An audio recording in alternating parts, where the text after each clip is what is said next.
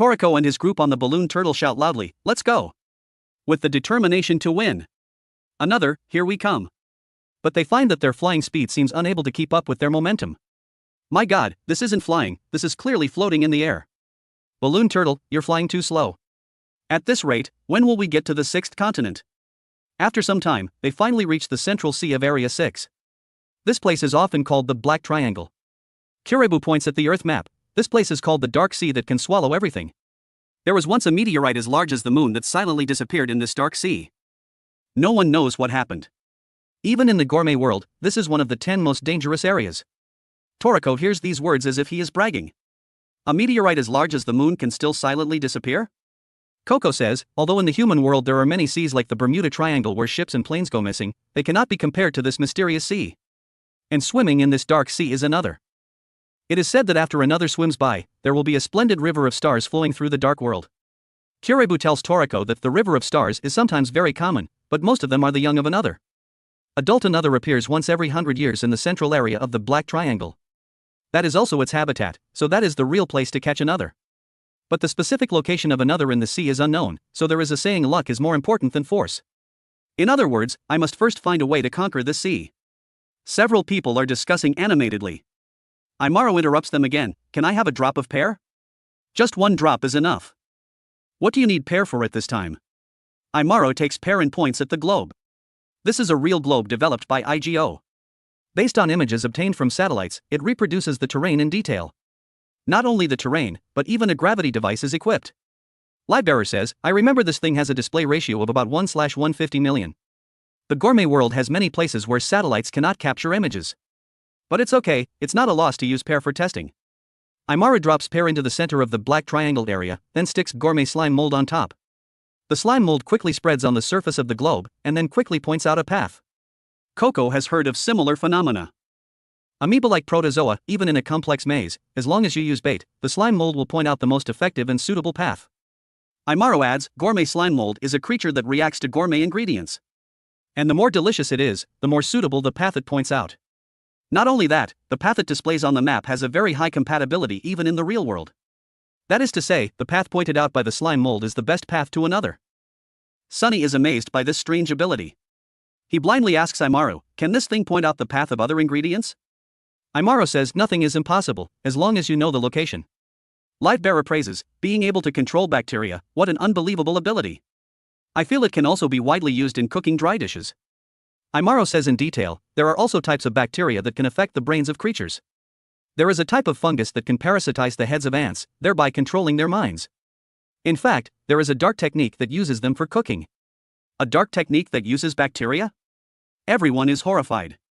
How can there be such a heretical dark technique? And before the gourmet festival, Pukin had brought that person.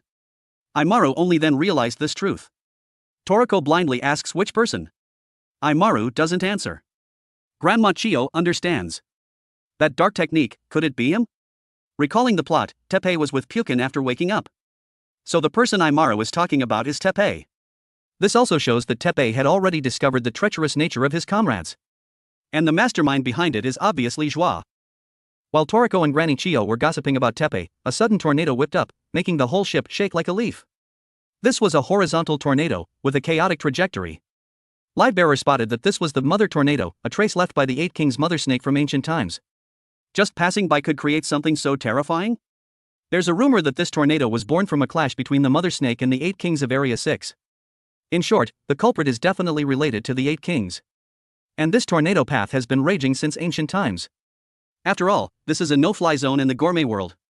Stop complaining. What do we do now? The horizontal tornado rushed towards them.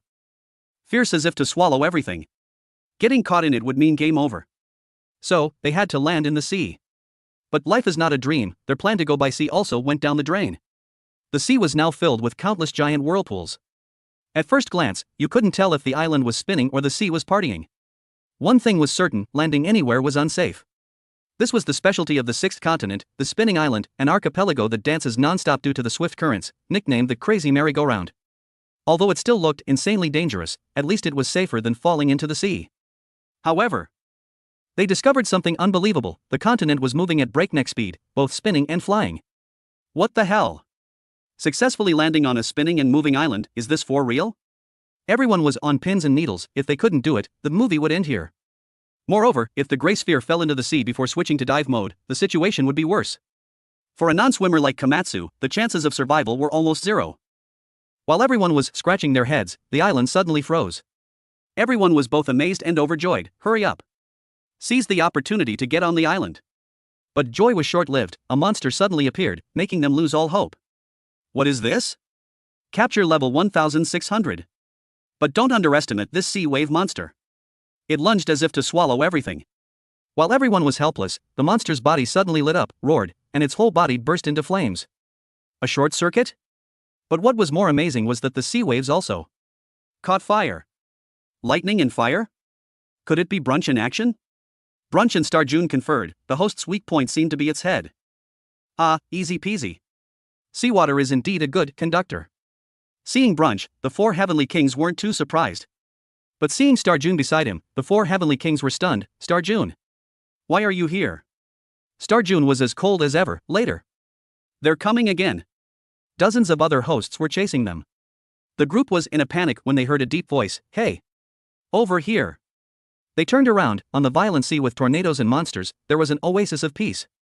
A leisurely Nitro was fishing. Beside him was a capture level 1800 sunfish, carelessly blowing bubbles. Attention! There's a well behind, and a black head is sticking out of it. Guess who? Everyone curiously looked over. Brunch was confused. Who are you? What are you yelling about? But Komatsu guessed that this must be the Golden Chef. Gigi enthusiastically waved. I'm here to pick you up. Hurry up and get on the island.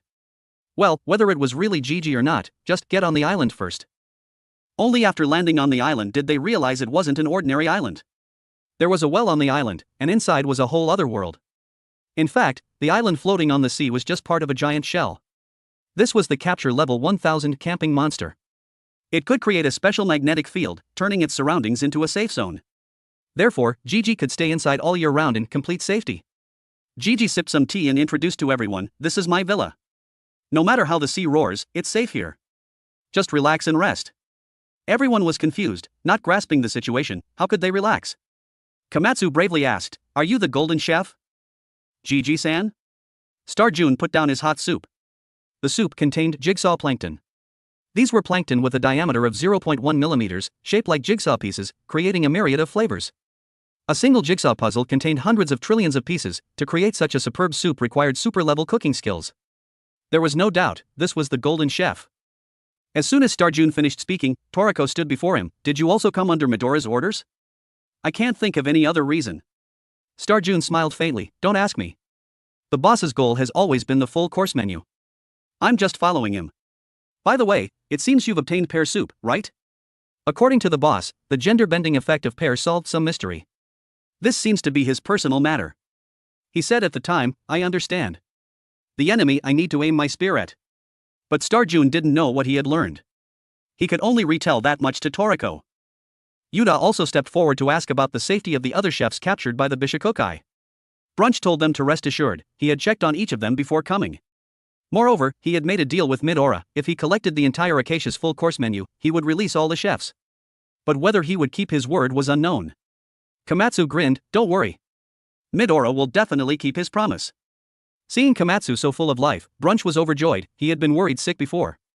Komatsu chatted with him for a bit, then turned to Gigi. Gigi-san, you organized that notebook, right? Then, the two discussed the notebook.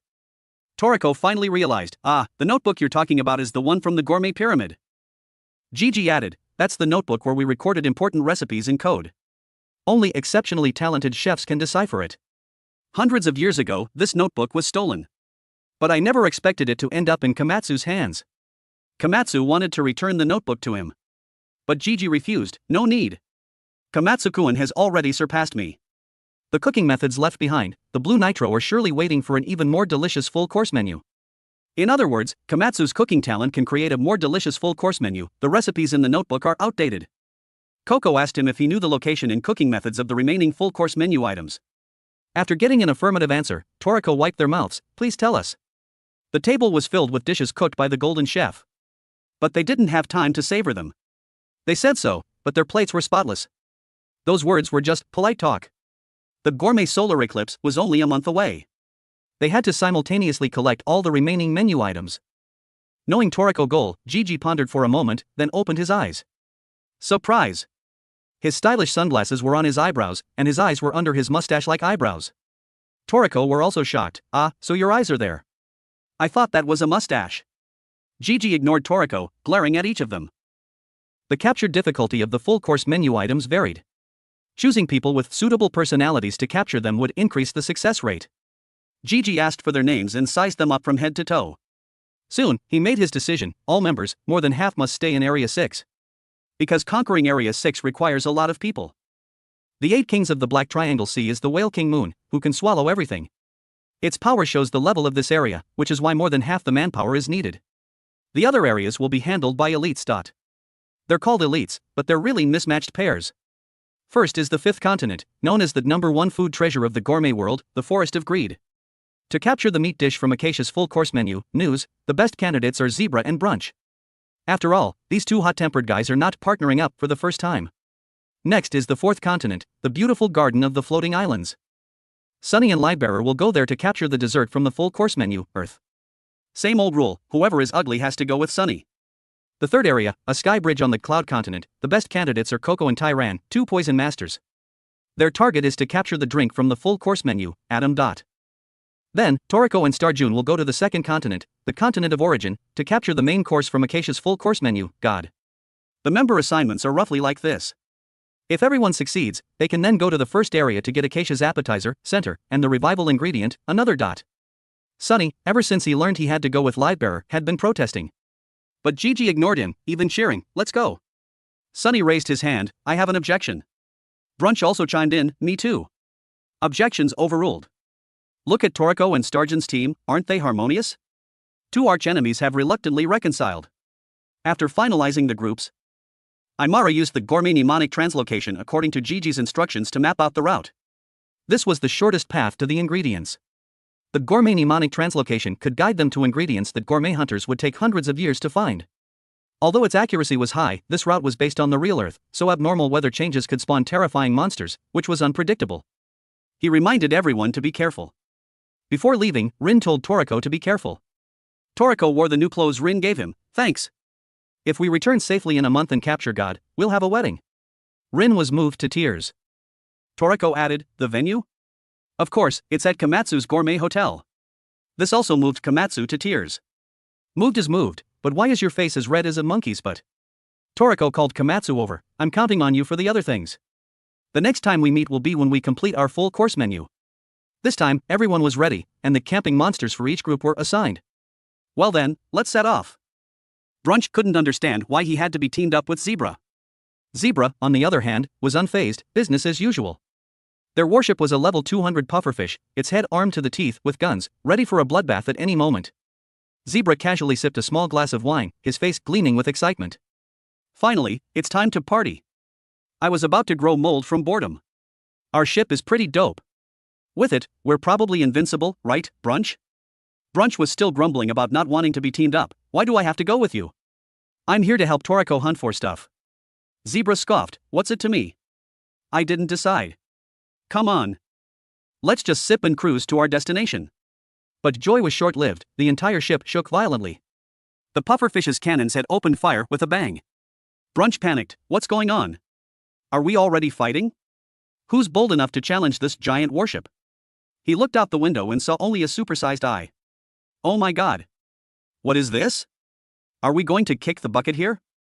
Sunny and Lightbearer's steed was a level 720 walrus. It looked quite dapper, but Sunny complained incessantly, "Don't you think our ship is ugly as sin?" "Oh wait, you're ugly too. Why is my partner in crime you, Lightbearer?" Since boarding the ship, Sunny had been ranting non-stop. Lightbearer was indifferent, "Just call me Lightbearer, it's fine." Sunny was devastated, feeling deeply hurt. Lightbearer consoled him, "The 5th continent is apparently the most beautiful place in the gourmet world, so that's why they chose us. I also want to test Sunny-chan's skills sometime." Sunny was furious, "Shut up." Compared to these two bickering couples, Coco and Tyran were much more harmonious. They were leisurely riding a level 590 anglerfish, chatting away. Tyran surmised, "If they chose us, the place we're going to is definitely not easy peasy. Coco, however, thought there might be a surprise. I heard Institute Zero is on the Cloud Continent, an impregnable place. Who knows, it might be a cool place. Let's go check it out. The final couple was Toriko and Starjun. The atmosphere was awkward. Starjun looked twice as tall as Toriko. After a long silence, Toriko finally broke the ice. Isn't Medora's order to capture another? Is it okay to be teamed up with me? Starjun was stone-faced. He told me to assist you. Anyway, the goal is to collect the entire full course menu, so there's no difference. But personally, I'm very interested in the spirit world. Toriko was curious, to find some ingredient? Starjun was indifferent. I don't remember either. Is the memory I have really mine, or is it from my gourmet cells? If it's the latter, there might be clues in the spirit world. Toriko lamented, it seems we're just vessels for our gourmet cells. I've never eaten God, but I decided to make it the main course of my full course menu. I decided that a long time ago. Why is that? Maybe it wasn't me who decided, but the craving inside my body. Starjun was silent for a moment, then asked, what happened in the last 2 years? You've progressed by leaps and bounds. You're a completely different person now. Toriko recalled the bloody battle, feeling nostalgic. So it's been 2 years already. The battle with you, that single defeat, is something that thousands, tens of thousands of victories cannot compensate for. Even now, that scar still stings in my heart. Now, the result would probably be different. As for Gigi and Komatsu, Gigi explained, there are 4 gates to the spirit world. The first 3 are the continents that form the Black Triangle, East Continent, South Continent, and West Continent. Although each continent has a blue stone gate, the environments are all harsh. Some are surrounded by tornadoes with a radius of over 10 kilometers, others are scattered with monsters of capture level over 2000. It's not impossible to go, but it's not necessary to take such a risk. In the upcoming civilization of the 6th continent, there is the safest gate. But it is the largest and most prosperous civilization in the gourmet world, the underwater gourmet city, the Blue Restaurant. It is a supersized underwater city of master chefs. That place is no less than the human world during its golden age. Komatsu was excited, amazing. There's such a gourmet city deep under the sea. Let's go quickly. Gigi was surprised but still smiled, as long as it makes you happy. Soon, they arrived at the Black Sea, the Black Triangle. The place was pitch black, the seawater black as coffee or thick soy sauce. Yuta thought it was more like squid ink. Komatsu found it a bit weird to describe the sea using ingredients or spices. Gigi said it wasn't weird at all, because the Black Triangle also had a nickname, the Sea of Broth. This was the intersection of the oceans in the gourmet world. The source of the flow of flavor, and the origin of all flavors. This sea was 30,000 meters deep, ranking 3rd in the gourmet world. The flavor of the seawater was divided into regions like the parts of an animal, though different, there was a pattern. The deeper, the more delicious. Some parts could be drunk directly as soup, others used as sauce. A long time ago, many chefs could complete their entire full course menu just by being in this sea. The more Komatsu listened, the more he craved, so there are so many delicious fish and shellfish here. Not only that, the coral, shells, and rocks here can also be used to make special cooking utensils. Gigi revealed, the 7 golden utensils I used to use, which can prepare anything, are currently in this civilization. And only those 7 utensils can prepare another. Yuta was curious, another is an ingredient from the spirit world, right? Gigi explained in detail, the spirit world lacks flavor, so the spirits crave flavor in life. But you can't bring the flavor of the real world into it. But nothing is absolute, there is one flavor that can be brought into the spirit world. And that is the fish treasure in the deepest part of the Black Triangle, another. In fact, the thing that continuously creates flavor for this sea is another. In other words, another is the only bridge connecting the 2 worlds. Gigi lectured very seriously, but the others didn't seem to be paying attention. Nono called Komatsu to look out the window, and he saw a vibrant field of flowers. The whole world was filled with beautiful flowers.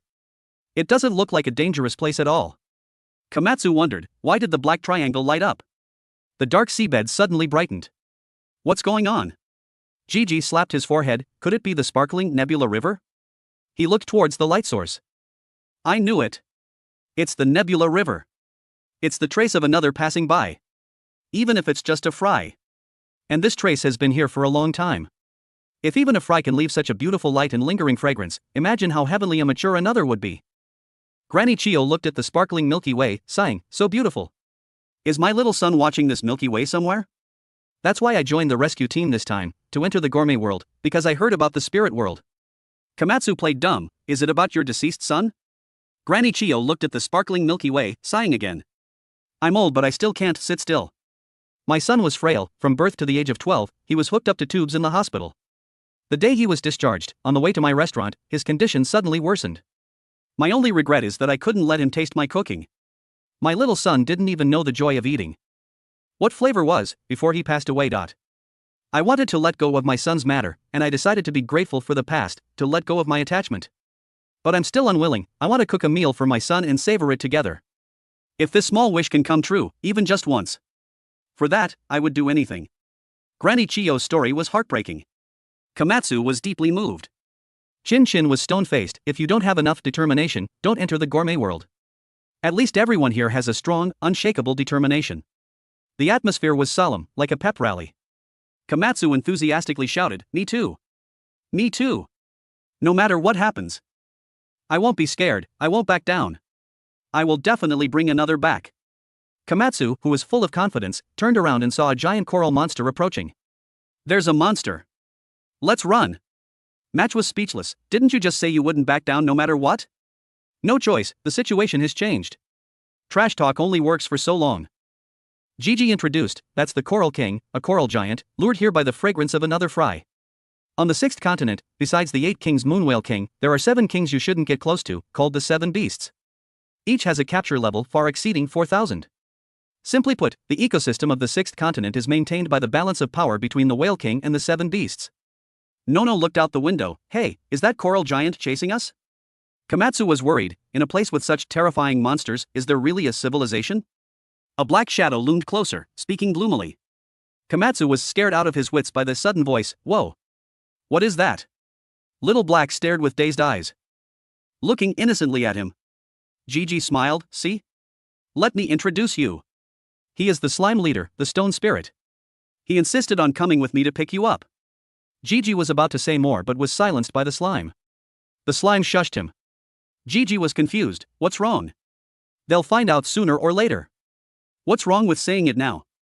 Alright, I get it." Komatsu and Nono were confused. "Who is it, anyway?" Gigi changed the subject. "We're almost there. That's the roof of the civilization."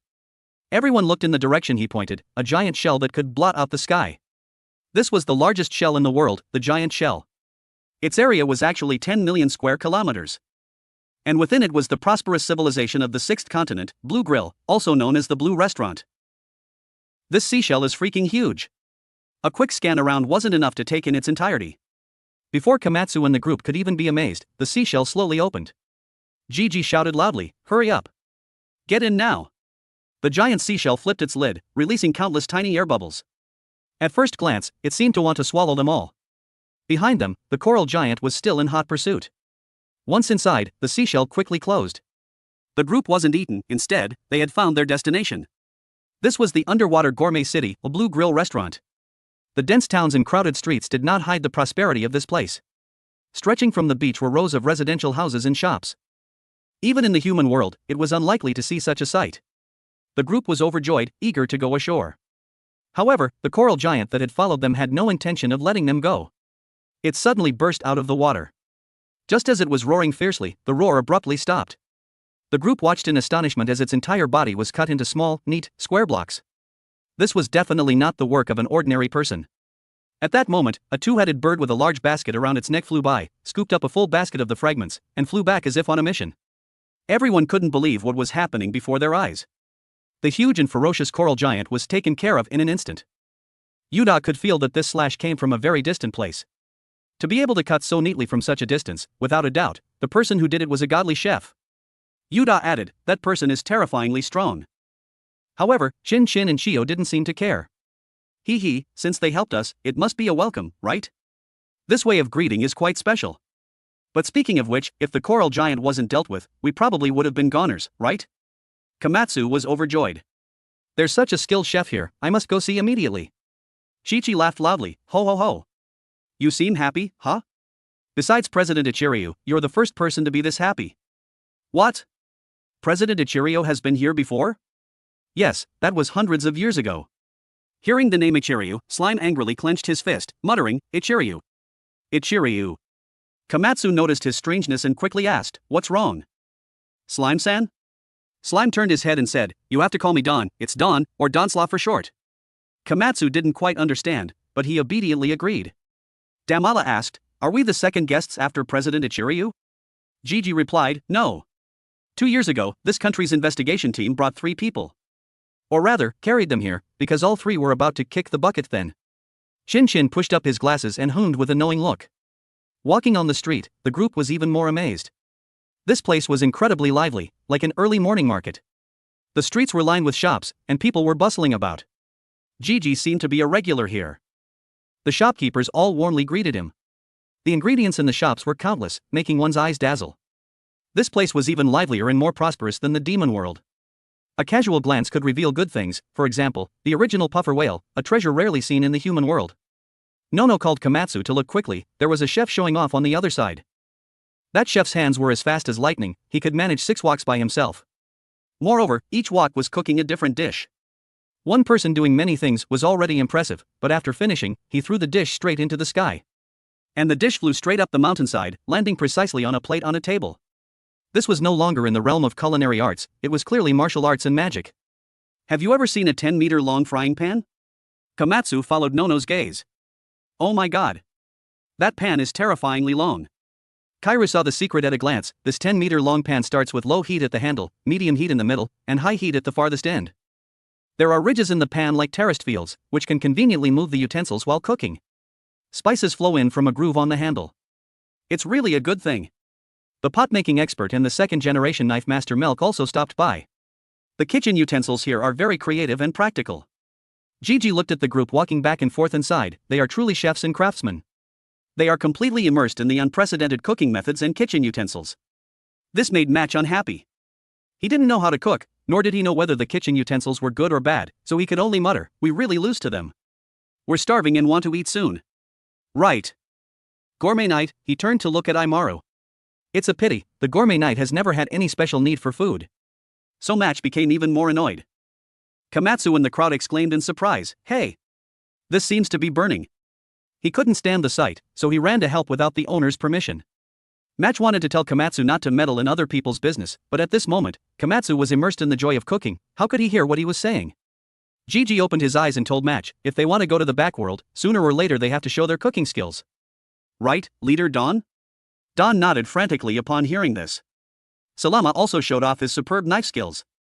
Yuta, not to be outdone, acted as his assistant. The shopkeeper thanked them and then was taught a lesson. You can't let a customer wait for even a second. They also took turns finding places to show off their skills. Chio had no intention of sitting still. She looked into the distance. This old lady also has to pay it back a little. At this moment, 2 people wearing masks were resting on a high mountain. Are they guests? Here to offer their lives? Hee, if they have no cooking skills, they will eventually just become new hosts for the spirits. At this moment, the coral giant quickly rushed out of the basket. It seems he has the ability to regenerate, directly regenerating from a state of being cut into pieces. But the moment he was about to rush at the 2, he turned into neat square blocks again. Both of them felt it, it was a long-range attack. Just like the move they had made earlier. Cutting into blocks from such a distance, it seems he's also a godly one. Chio swung her knife without any hesitation. It needs to be cut thinner. It probably can't regenerate now, right? She even conveniently pressure-pointed him. Chin asked Chio if she wanted to go over and see. Gigi was now at ease. It seems they don't need to prove their talent anymore. And the one wearing the grinning monkey mask said sinisterly, interesting. Gather all the members.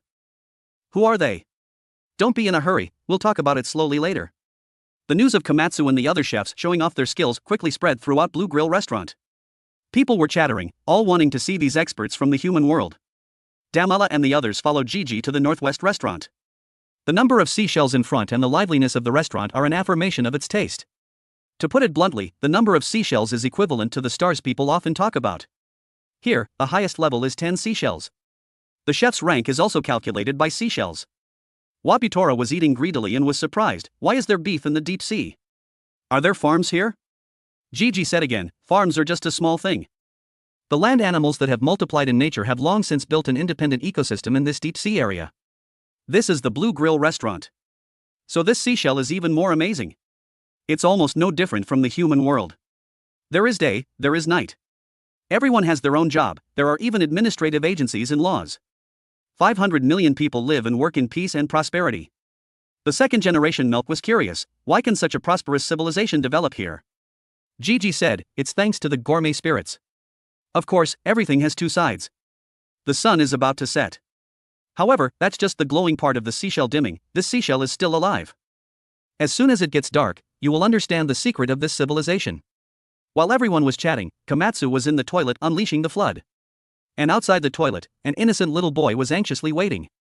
The little boy's name was Chaco, and he was about to not be able to hold it in anymore. He shouted loudly, "I can't hold it in anymore. Please come out quickly."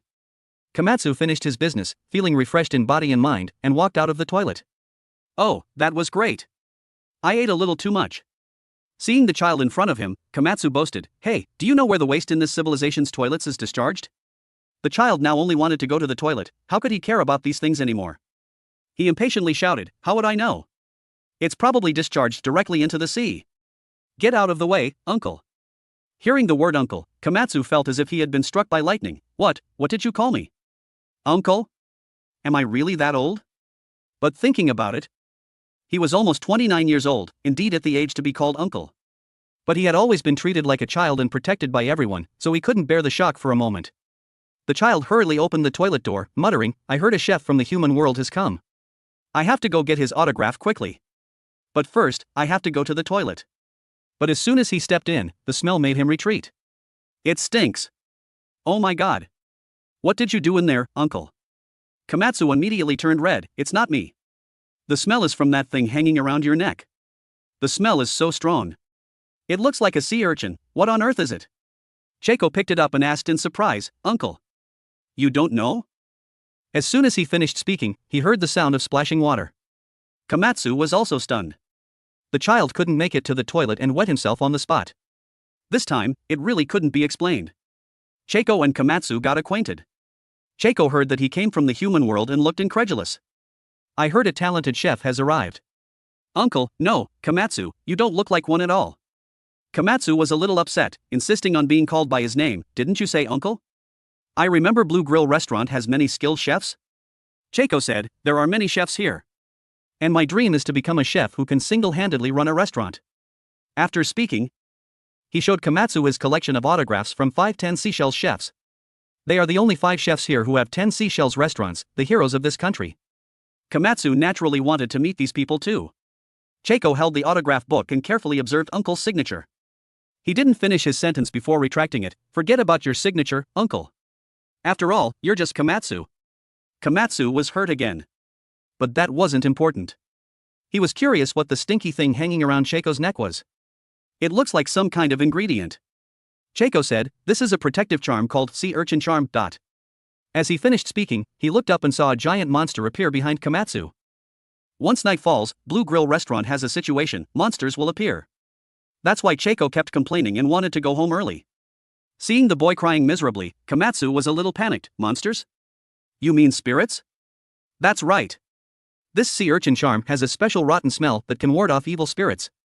Komatsu looked around. It was starting to get dark. The pedestrians on the road had indeed thinned out a lot. But now was not the time to talk about these things. Chaco pointed to the huge monster behind him. "Komatsu, you don't have a protective charm, you'll be possessed." Komatsu was so scared that his eyes rolled back. "What should I do now?" "Run." The two, without another word, turned and ran in sync. In a corner, a person wearing a mask peeked out. Shinshin, Chio, and Kuribo were still walking outside at this time. They called it strolling, but they were actually looking for something. Seeing a familiar figure, they immediately chased after him. "Director! It's good that you are safe and sound," Shinshin shouted. The other person turned his head, looking at them with a face full of doubt. Shinshin was surprised. "Who are you?" At this moment, a figure in the corner called Shin, "Come here quickly." The two looked over. It was Tak again. At the 7 Seashells restaurant, Yuda and the others looked at the gourmet spirits flying all over the sky and finally understood the secret they had been talking about. These gourmet spirits appeared at night, so it was particularly deserted here at night. Looking at the strangely shaped gourmet spirits, Rin couldn't help but tease, "This looks more like a monster, doesn't it?" At this moment, a person wearing a mask came over. His name was Mary, and he was a chef here. He sighed. "Even though the restaurant probably has protective charms, it seems the gourmet spirits are also very interested in you. Please rest assured, as long as everyone is alive and kicking, you won't be possessed by the gourmet spirits. But in the back world, it's a different story.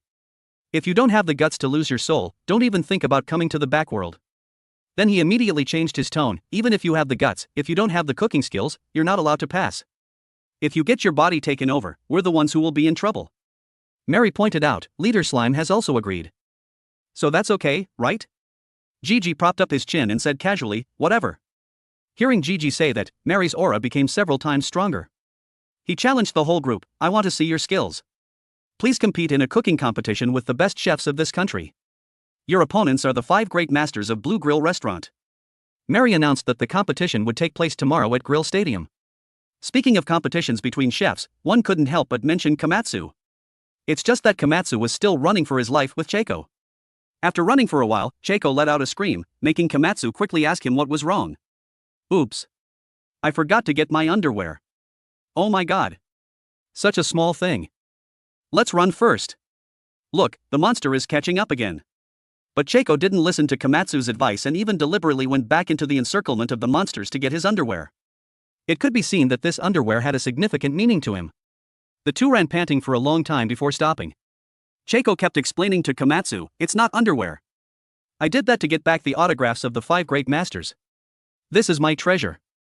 After looking at the autographs, Cheiko pulled Komatsu and ran away again. Komatsu followed him into a small alley and then to a slum.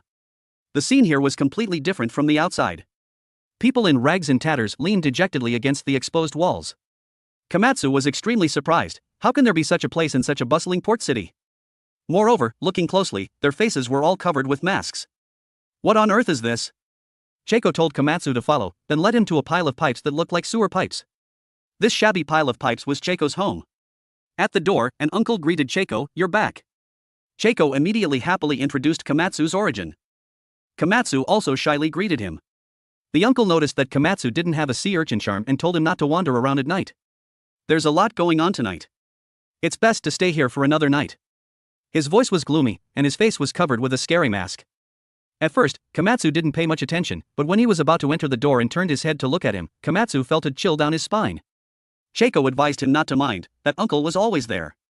Don't look at the shabby pipe house from the outside, it looked quite spacious inside. Cheiko said this was a renovated abandoned drain pipe. His mother also lived with him, but she had gone to work. Speaking of his mother, Cheiko had a few more points of pride.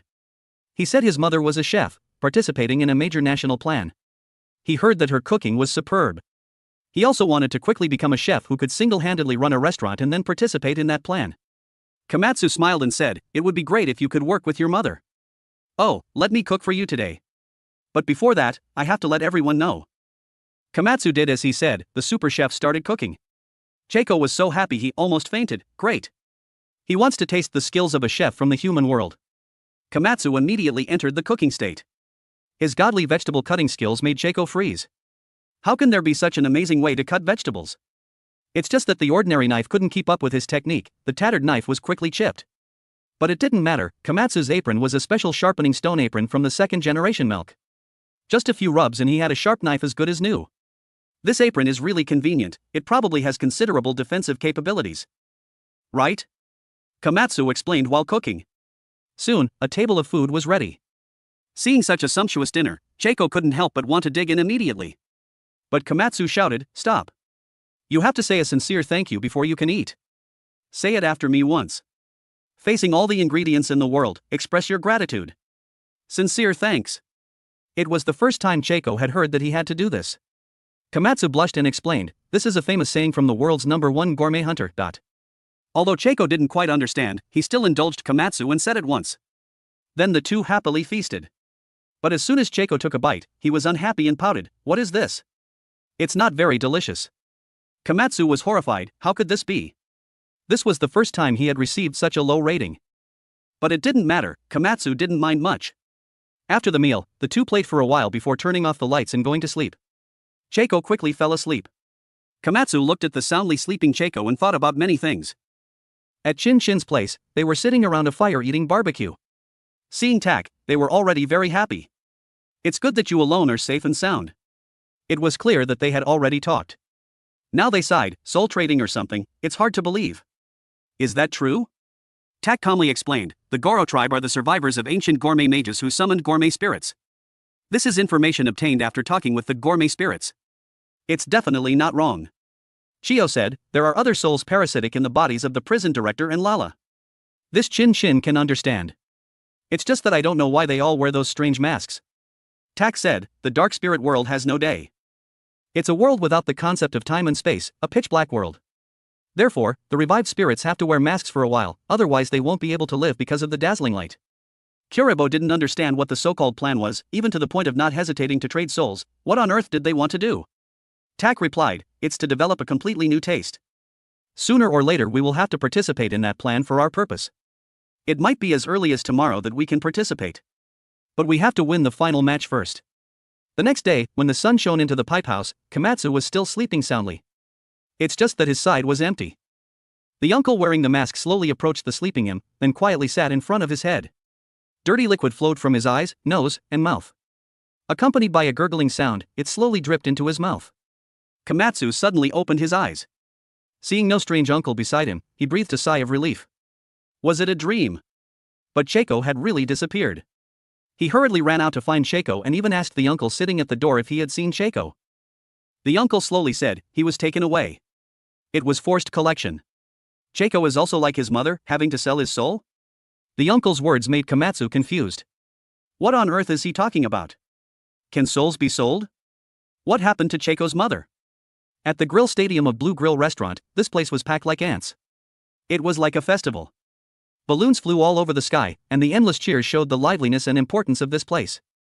On the 10th basement floor of the grill stadium, in the lounge of the 5 great masters, Acerudi, who had a stunning appearance after taking off his mask, was choosing books from the bookshelf. He used the quantum reading method. Reading books in seconds, so he had to take about 2 books at a time. Just a glance and he knew the content of the book. A moment later, he had finished reading the 2 books, then stretched and lay on the chair in thought. At this moment, the head chef of the deep-sea seaweed restaurant, Condor, came over. He happily shouted, everyone! The top is packed to the brim. What a lively atmosphere of millions of tons. Even the 10 stars have gathered. Such a magnificent scene, is it seen once every few decades or every few hundred years? Meimei said unhappily, Condor. The door is too bright, and you are too noisy. Condor didn't care about his teasing. Hey, Meimei, what do you think? Meimei couldn't help but turn around and say seriously to him, good. If you open the door, you have to close it. This is the 23,652nd time I've reminded you. If you do it again next time, I'll throw you into the spice pot. Condor quickly said, oops, no, Meimei. I mean, what do you think of this? Kakino advised Meimei not to waste his words. You can see old age at 3, a habit of living for thousands of years, no matter what you say, he won't change. But I didn't expect him to remember how many times he had said it. No one is paying attention to me again. Condor then turned to Acerudi lying on the chair and said, how amazing is the chef from the human world? The chef you saw, what on earth, why are you crying? Acerudi shed 2 streams of hot tears, making Condor stunned. The head chef Picnic advised him to behave himself and not to provoke Acerudi. She's reading a book. It's best to stay away from her. She's immersed in that book. Condor thought, what book could make Acerudi cry? The name of the book is Marilyn's Pot. It seems to be a good book.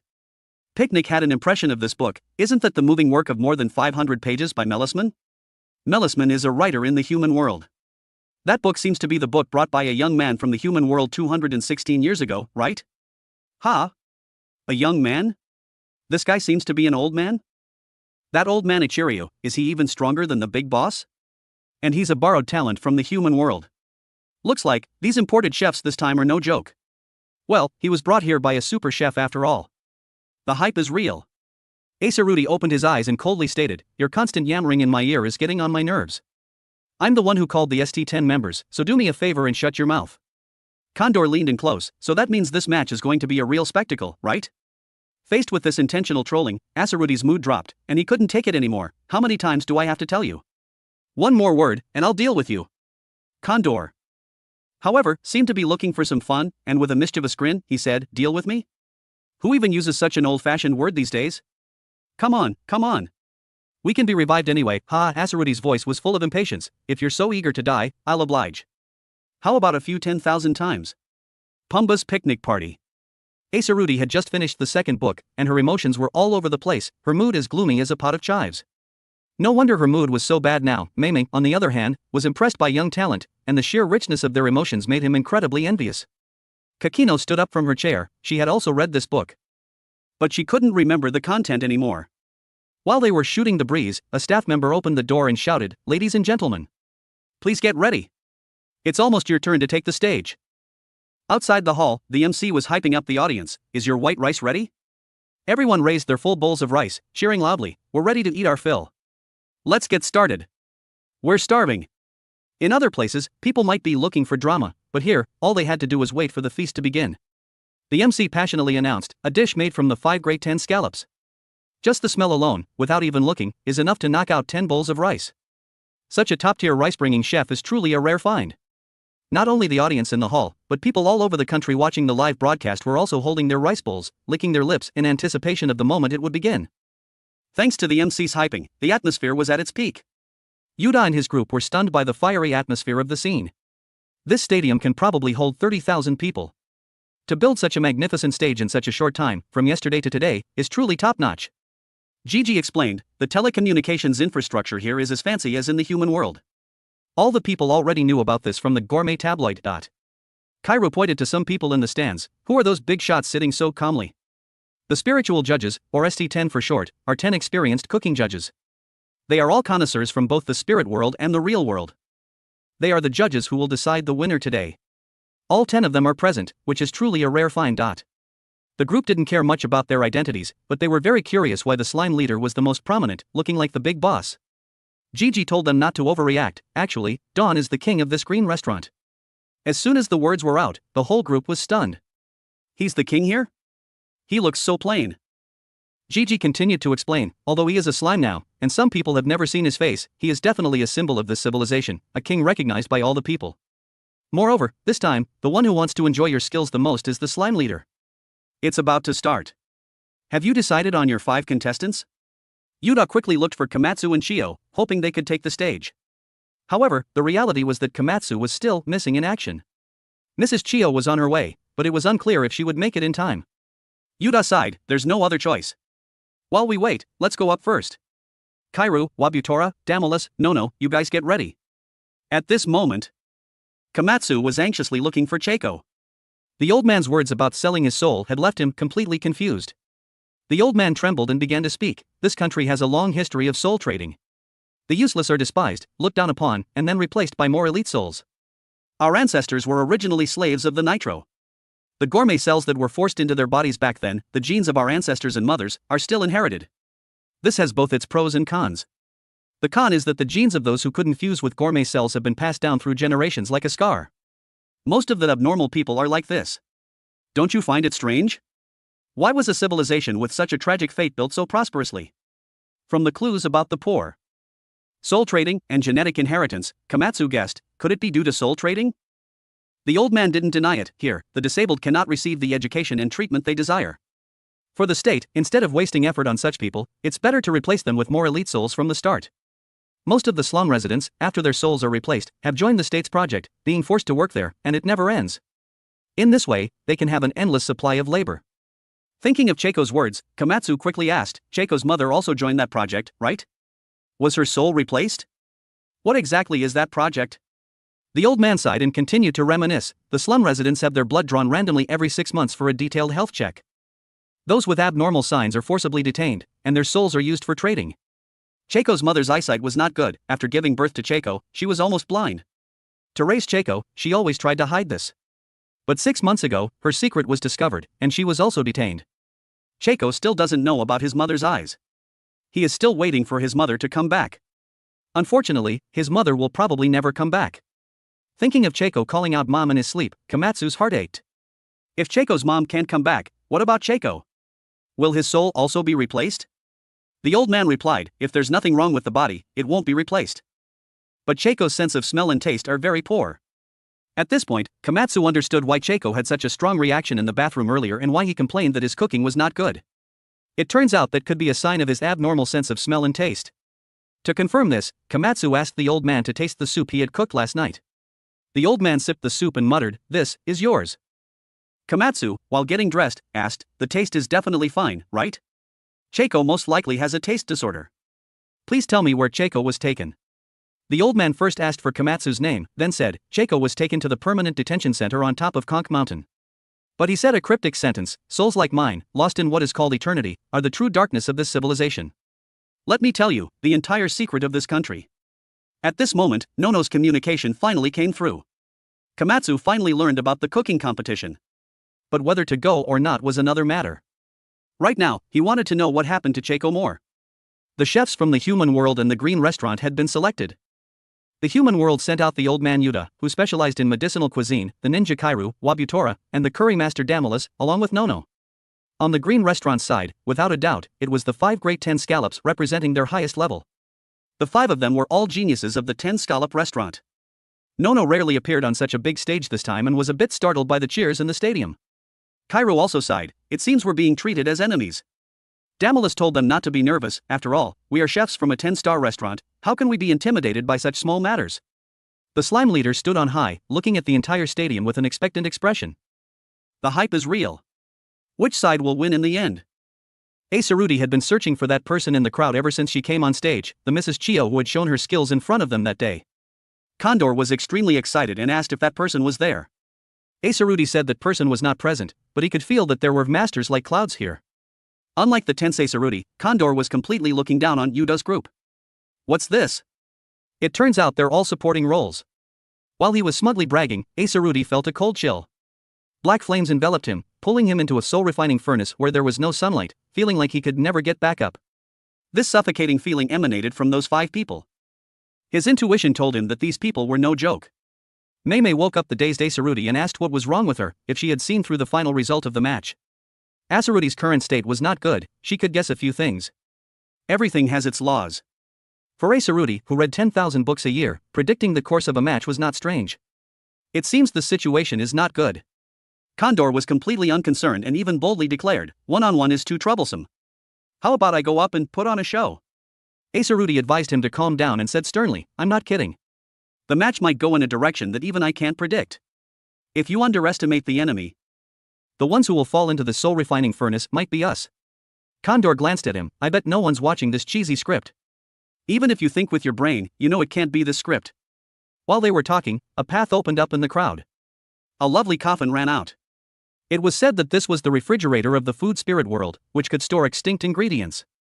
Its appearance showed that in this match, they would see extinct ingredients they had never known before. Mei said, damn slime leader.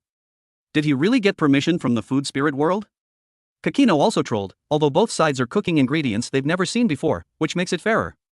But no matter what, the winner of this match will be us. After all, we can hear the voices of the food spirits, while they can't do anything, not even knowing how they lost, and in the end, they can only curse their own incompetence, regretting coming here.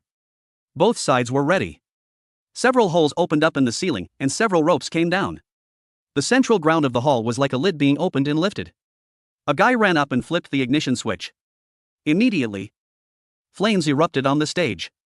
No, not ordinary flames, but like soul swaying. To be precise, this was the soul furnace of the food spirits.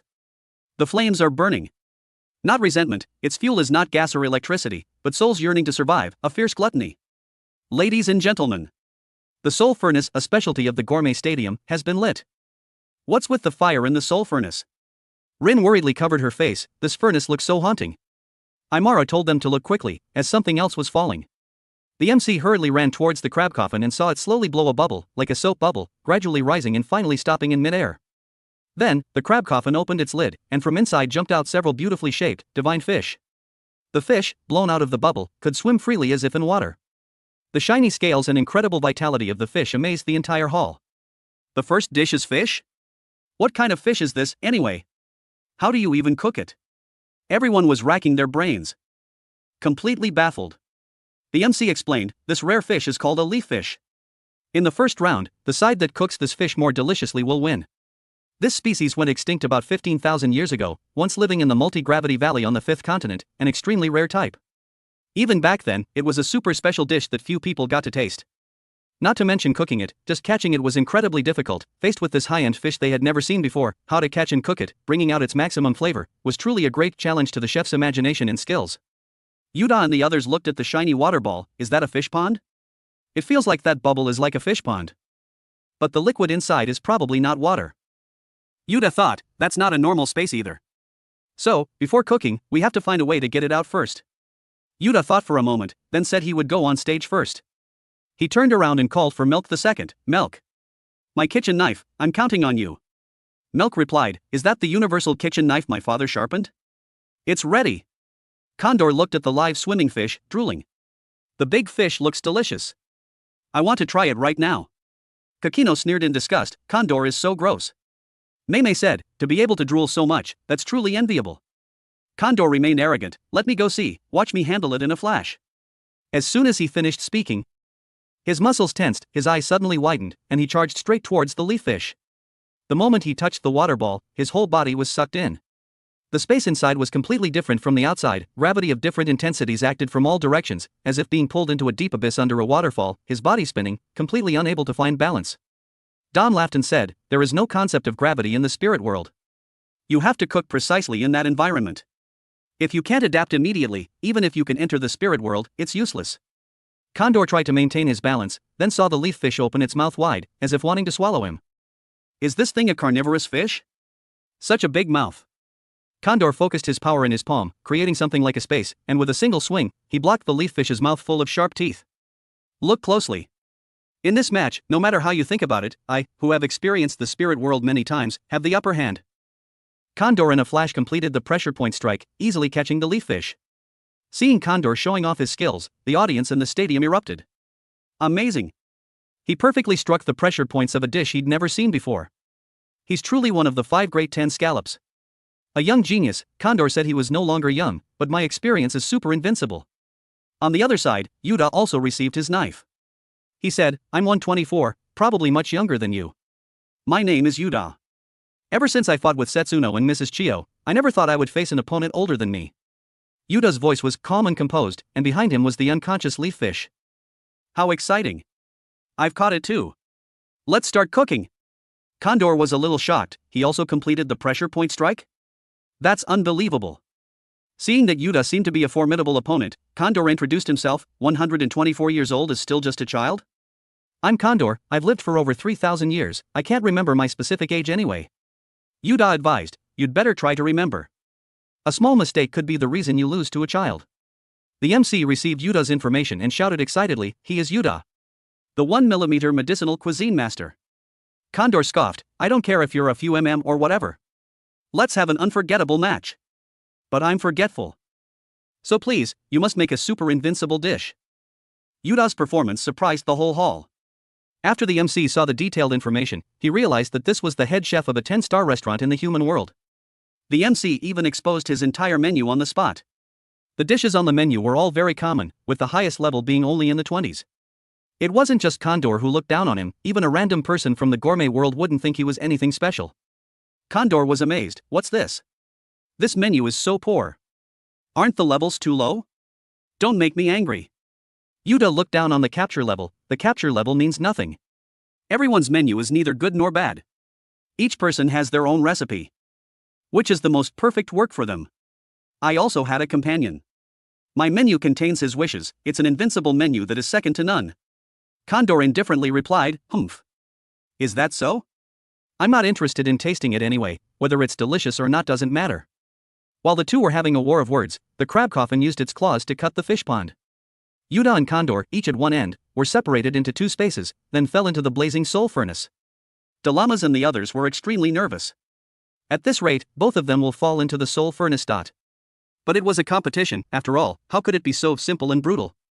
While everyone was holding their breath, waiting for the horrifying scene to happen, a seesaw appeared on the soul furnace.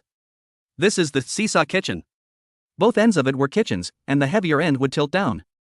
If you can't finish the dish quickly, cook it, and leave, you will sink into the soul furnace with the kitchen. This is a battle of cooking speed. The fire in the furnace burned stronger and stronger, and the flames, like demons, constantly flew out. The staff member who lit the fire just realized something was wrong, and was pulled into the furnace by a large flame, letting out a painful scream. The audience screamed in fear. Seeing the man struggling weaker and weaker, the scream suddenly stopped. His mask had fallen off, revealing a face that had been drained of life force. Everyone was shocked that such an accident happened on the scene. The gluttony of the souls has devoured even the life force? How terrifying. The MC was even more excited. He shouted, "See? If you fall in, you die. In this fire, I'm afraid no one can escape." Condor still scoffed. "This is a bit cheating. Making him compete in speed with a master like me, isn't that not giving the opponent a way out?" He created another space. This is my teleportation kitchen. It seemed he wanted to escape the soap bubble of the crab coffin. Damilus zoomed in with his right eye's lens, wanting to see more clearly. The MC held the ST's information and read to everyone, it takes quite a lot of effort to eat this fish. The outer layer, like a water bubble, is a multi-gravity space. It said that this fish lives in such an environment. Although the two seemed to be standing very normally, from the kitchen utensils around them, it could be seen that this space was like a washing machine. Constantly spinning, a special space with gravity pulling from all directions. This fish could not survive if it escaped this space. To maintain the maximum freshness and deliciousness of the leaf fish, it must, of course, be prepared in its most original preservation environment. Yuda carefully observed the fish's body. These scales look like leaves. Let's get a closer look, aren't these herbs? The strong bitter taste of this plant has preserved the fish's freshness. To cook the fish meat, I'm afraid I have to find a way to remove these leaves. Moreover, looking at the neat arrangement, perhaps the leaves must be picked in order. With hundreds of licenses to cook special dishes, the experienced Yuda, relying on his experience, deduced how to cook the leaf fish. Finding out how to cook dishes you've never known before is very difficult, but it doesn't take too much time. He just breathed a sigh of relief when his end of the seesaw suddenly sank.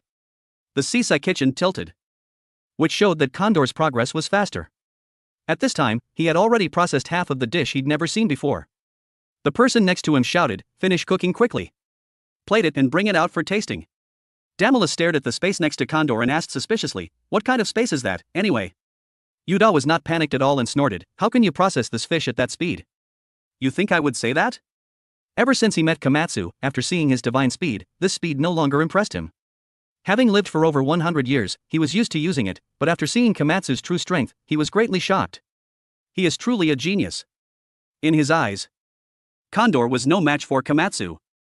Therefore, even facing the flames of the soul furnace, he was not panicked, but calmly continued cooking.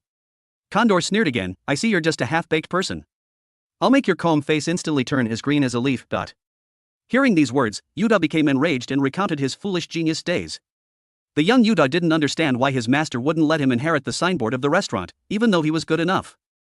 His master only told him to go out and train first. Before leaving, his master said, "You are truly a genius, but because of that, you cannot feel the most important thing." Yuda didn't understand and followed his master's instructions, starting his training journey. On the way, he met Zen, who was risking his life to catch a medicinal beast. The medicinal beast was not a formidable monster, but for Zen as a child, it was still too difficult. Yuda brought Zen back to the village and was surprised to learn that all the villagers were sick. Therefore, he stayed in the village and became a doctor for everyone. He assured everyone that he was a medicinal chef, and even if everyone was seriously ill with his dishes, there was no need to worry. At that time, the food he made was extremely difficult to eat. Although bitter medicine is effective, one bite tasted so bitter it made you want to die. The children didn't dare to eat his food. Only Zen ate it. He said, "Of course I'll eat it. Even if it's terribly difficult to eat." Yuda retorted, "Don't get excited. I can make delicious food too." Zen had an expectant look on his face and asked excitedly, "Uncle, are you really a chef?" "My dream is to become a bishokuya. I've already thought of a name for my menu. It's called the Invincible Menu. It's a menu that can cure all diseases in the world. That's why it's called invincible." "Uncle, be my companion. The weakness of my menu is that it's difficult to eat. So I need you to cook it deliciously. You saved the whole village, so being my companion is the most suitable." Yuda hated his proposal. What invincible companion? How boring. You think you're worthy of a genius like me? A genius chef's partner, how can he be a child who was still wet behind the ears? Yuda was gloating when Zen shouted. Yuda looked up to see the boy spit out a mouthful of fresh blood, then weakly crawled on the ground. Yuda was even more astonished. "My gourmet medical skills are so formidable, how can he not be better?" After Zen's death, Yuda mourned for a long time at the boy's grave. Finally, he understood the problem. During the preparation of the antidote for children, the knife had to be slightly deviated. Compared to the medicine for adults, even a difference of a few micrometers, the consequences were irreversible. Because only Zen was the only sick child, besides him, all the other children were cured. But Yuda was heartbroken, because his memory was not accurate, and his negligence led to the loss of a young life. The villagers respectfully called him the master who saved the whole village, and comforted him. "No one blames you, we are very grateful to you, you saved the whole village." Zen's family also came to comfort him. Zen's dream was to become a gourmet hunter who saved the whole village. His death saved all the children in the village. I believe he will also feel happy in heaven. Their comfort could not alleviate Yuda's guilt. Yuda was in extreme pain and began to understand the last words his master had said. "You are definitely a genius, so you don't know what failure is. Confidence that has never failed will sooner or later turn into complacency. Complacency will create a micrometer of negligence. And in the world of gourmet medicine, even a micrometer of negligence will cause irreversible losses. Before you can understand these words, you are not allowed to return. The villagers gave Yuda a piece of paper, on which was written the full course menu that Zen had planned while he was alive. Yuda remembered that Zen's wish was to cure everyone in the world. Looking at the names of the dishes on the paper, Yuda burst into tears. He knew he was still not mature enough and needed to learn humbly to improve his memory. From then on, he took Zen's full course menu as his own full course menu and tried to make it delicious. As a pioneer in the field of fascinating gourmet medicine, he made his name in the prosperous gourmet era. From his youthful failure to the present, he has always followed one principle, that is, not to tolerate a micrometer of failure. He flipped the fish scales and slowly fumbled. It turned out that these fish scales looked like leaves, but were actually made of many thin films stacked on top of each other. In other words, he had to peel off these thin films layer by layer. Yuda used his Ashura fist, which amazed everyone. A rookie like you wants to catch up with me, you have to wait another 3,000 years. This competition has been over for a long time, because I have already finished my dish. The thickness of the film is 0.1 millimeters, a leaf is made of about 100 films stacked on top of each other. You're just starting to peel the films now, you definitely won't make it. But Yuda didn't seem to be peeling the films at all. Dalamas was worried about him. This guy, what is he cutting? At this moment, Yuda's stove began to sink into the furnace. Is the outcome about to be decided? But surprisingly, the seesaw, which had been sinking continuously, stopped. The next second, it tilted in the opposite direction. Yuda said that the cooking was indeed not in time, but the other preparations were complete. He was just processing the space. This multi-gravity space was very uncomfortable for him, so he modified it a little. After the modification, except for the gravity around the fish, the gravity in other places all pointed in the same direction, that is, upwards. In other words, Yuda had made the multi-gravity space he was in float. What? Cutting space? Condor was astonished by this weird operation of his. But Yuda remained calm as usual. Cleaning the kitchen environment is also a preparation step. This is to avoid a micrometer of failure. Haste makes waste, now let me cook slowly. Because Yuda's side floated up. Condor's side sank down. He was held by the burning soul fire. He still couldn't believe he would lose. Impossible. Just a rookie. Yuda gently swiped his finger and slowly peeled off the thin film. Yes, I am still a rookie. But your 3,000 years of self-confidence is a super invincible failure. Again, the thickness of this film was more than 0.1 millimeters. In the multi-gravity space, there were also small boundary lines, the thickness of which was exactly 1 micrometer. In the past, I cried bitterly because of this 1 micrometer. Today, let me smile because of this 1 micrometer. Speaking of the situation on other continents in the gourmet world, in fact, the gourmet world had long been restless. It was unknown whether it was because of the roar of the new horse king, or the imbued dance of the monkey king, or the awakening of Toriko 2 years ago. No one knew if there was a causal relationship between these events. But everything that happened had a cause, and all things were connected. This connection transcended time and space. Currently, the strongest of the 8 kings, the whale king of the 6th continent, has also begun to act. In this regard, the first to resonate was the deer king of the 5th continent. Zebra and Brunch, who were exploring the 5th continent, were startled by this earth-shattering roar. What's wrong? An earthquake? What's going on? Zebra thought that this could not be an earthquake, because only this forest was moving. He used echolocation to check, and then exclaimed in astonishment, "Damn it!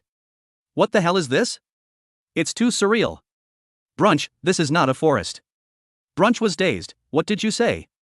The deer king slowly stood up, and the whole forest trembled. Zebra roared, we are on the head of something unknown. Brunch repeated again, what did you say? And the snake king of the 4th continent, Sunny and Livebearer were blocked by a huge mountain wall. Sunny was curious, is this really a mountain? Livebearer told him to look carefully. This mountain wall was moving, it's alive. And if you look closely, you will see that this scale seems familiar.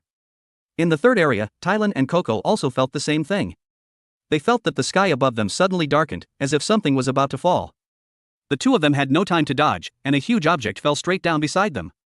After the dust settled, they found that it was a feather. Oh my god! How can there be such a big feather in the world? If the feather is this big, how big must the bird be? Looking up. At first glance, the whole sky was almost obscured by the Crow King. What the hell is this? It's too big. And on the 2nd continent, Starjun and Toriko were intently observing the huge object in front of them. I didn't expect there to be a monster here that can't be defeated on land. Toriko used his eyes to measure and found that it was the Earth Sand King. This is the first time I have seen a living Earth Sand King. I heard that this is a monster that dares to attack even the 8 kings. It's not easy to deal with. Star June hurriedly asked Toriko if he wanted to fight. Toriko said that if he was alone, he would definitely run. Now that Star June is here, why run? Let's go straight up. Moreover, I also want to taste this thing. After all, this is one of the dishes in Jiru's full course menu. Star June said, fighting it is fine, but the one behind it should be avoided. Let's just avoid it. This is the real battle wolf. A tall, majestic body and overwhelming pressure. The two of them trembled. Toriko's pupils contracted. Oh my god. Is this the legendary Wolf King? Star June smiled and said, I am reminded of the battle wolf I met at Institute No. 1. I wonder how that little wolf is doing now. Toriko said, Terry is very big now. He carries the bloodline of the 8 kings and will definitely return. After he returns, he will definitely have grown into one of the 8 kings. And at this moment, Terry and Queen Kiss were undergoing special training with the Monkey King. The Monkey King had an excited expression and seemed very satisfied with these 3 opponents. The new wife that the Monkey King longed for day and night, Zong, was trying to escape with his underlings. They accidentally, or rather, Zong was lucky enough, found a strange space. Zong thought that if he wanted to escape, now was the golden opportunity.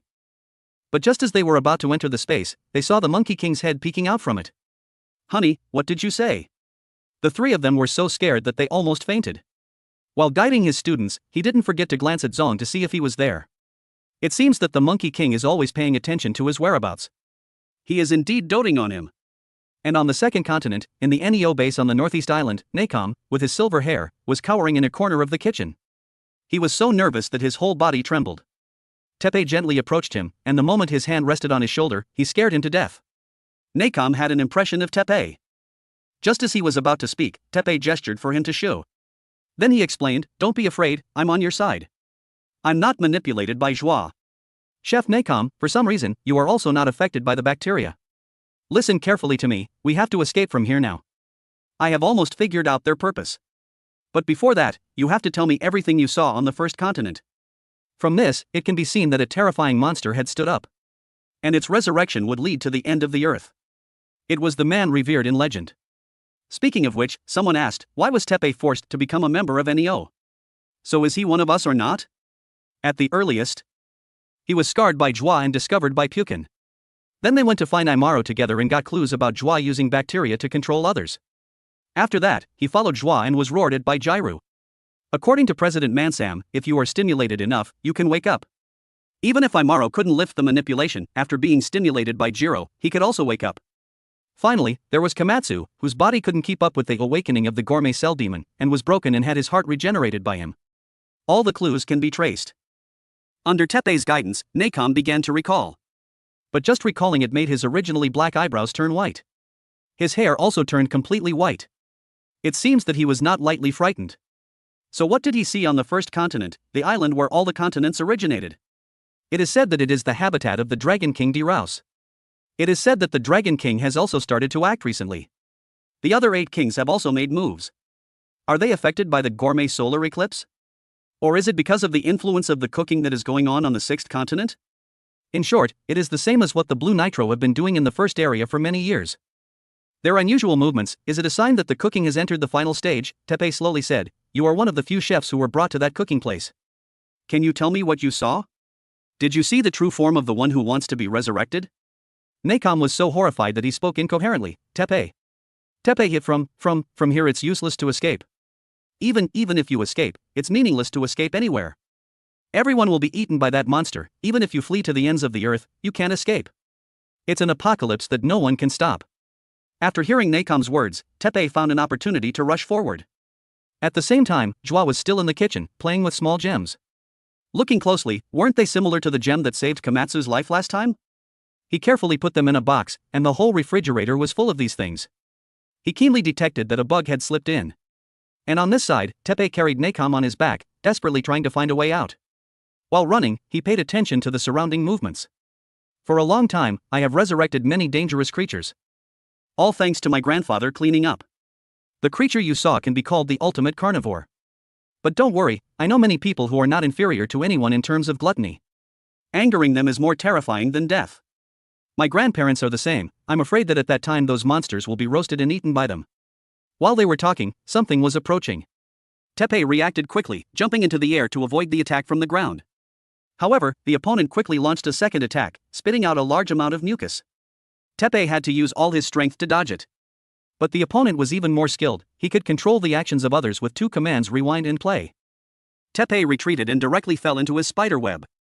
The spider laughed heartily. Ha ha ha, resurrection is indeed a good thing. It can even easily help me get new abilities. This is too accurate. After realizing who this person was, Teppei also said directly, Spider, my master has always been looking for you. The one who wants to resurrect the super scary creature is you, right? The spider at this time had been extremely terrifyingly modified. He said carelessly, for the important dish of Lord Joie, I was only invited to help out. By the way, Teppei, if the top is not upright, the bottom will be crooked. As a resurrector, seeing a young man going down the wrong path, I can't just sit back and watch. If so, let me help you correct it. Return to your former self, the one known as the national treasure, who in an instant can make the dead continent full of vitality. As soon as he finished speaking, he spat out spider silk to attack Teppei. Teppei also used wooden spears to deal with it. However, the spider's ultimate skill was very powerful. Under the effect of the fast-forward command, his attack was countless times faster. Teppei had no ability to counterattack. He could only use tree sap acid to dissolve the spider web and escape. He originally thought he could escape through the back door, but he was still seen. Fortunately, I have made a safety technique similar to Camp Monster, at least I have to let Nacom get out. However, his plan was completely shattered. A huge long tongue wrapped around his leg and pulled him back. The modified frog Jojo said in a strange voice, He, there's a fly flying. Teppei felt that he was done for. Jojo, Zaz, and Kusero are all here, how can I deal with them alone? He pulled out roots to make a small knife, trying to cut Jojo's tongue. But Jojo said smugly, don't waste your energy. This is the tongue of a chameleon that can regenerate immediately after being cut. So it can't be cut. However, as soon as he finished speaking, his tongue was cut off. What? You said it couldn't be cut?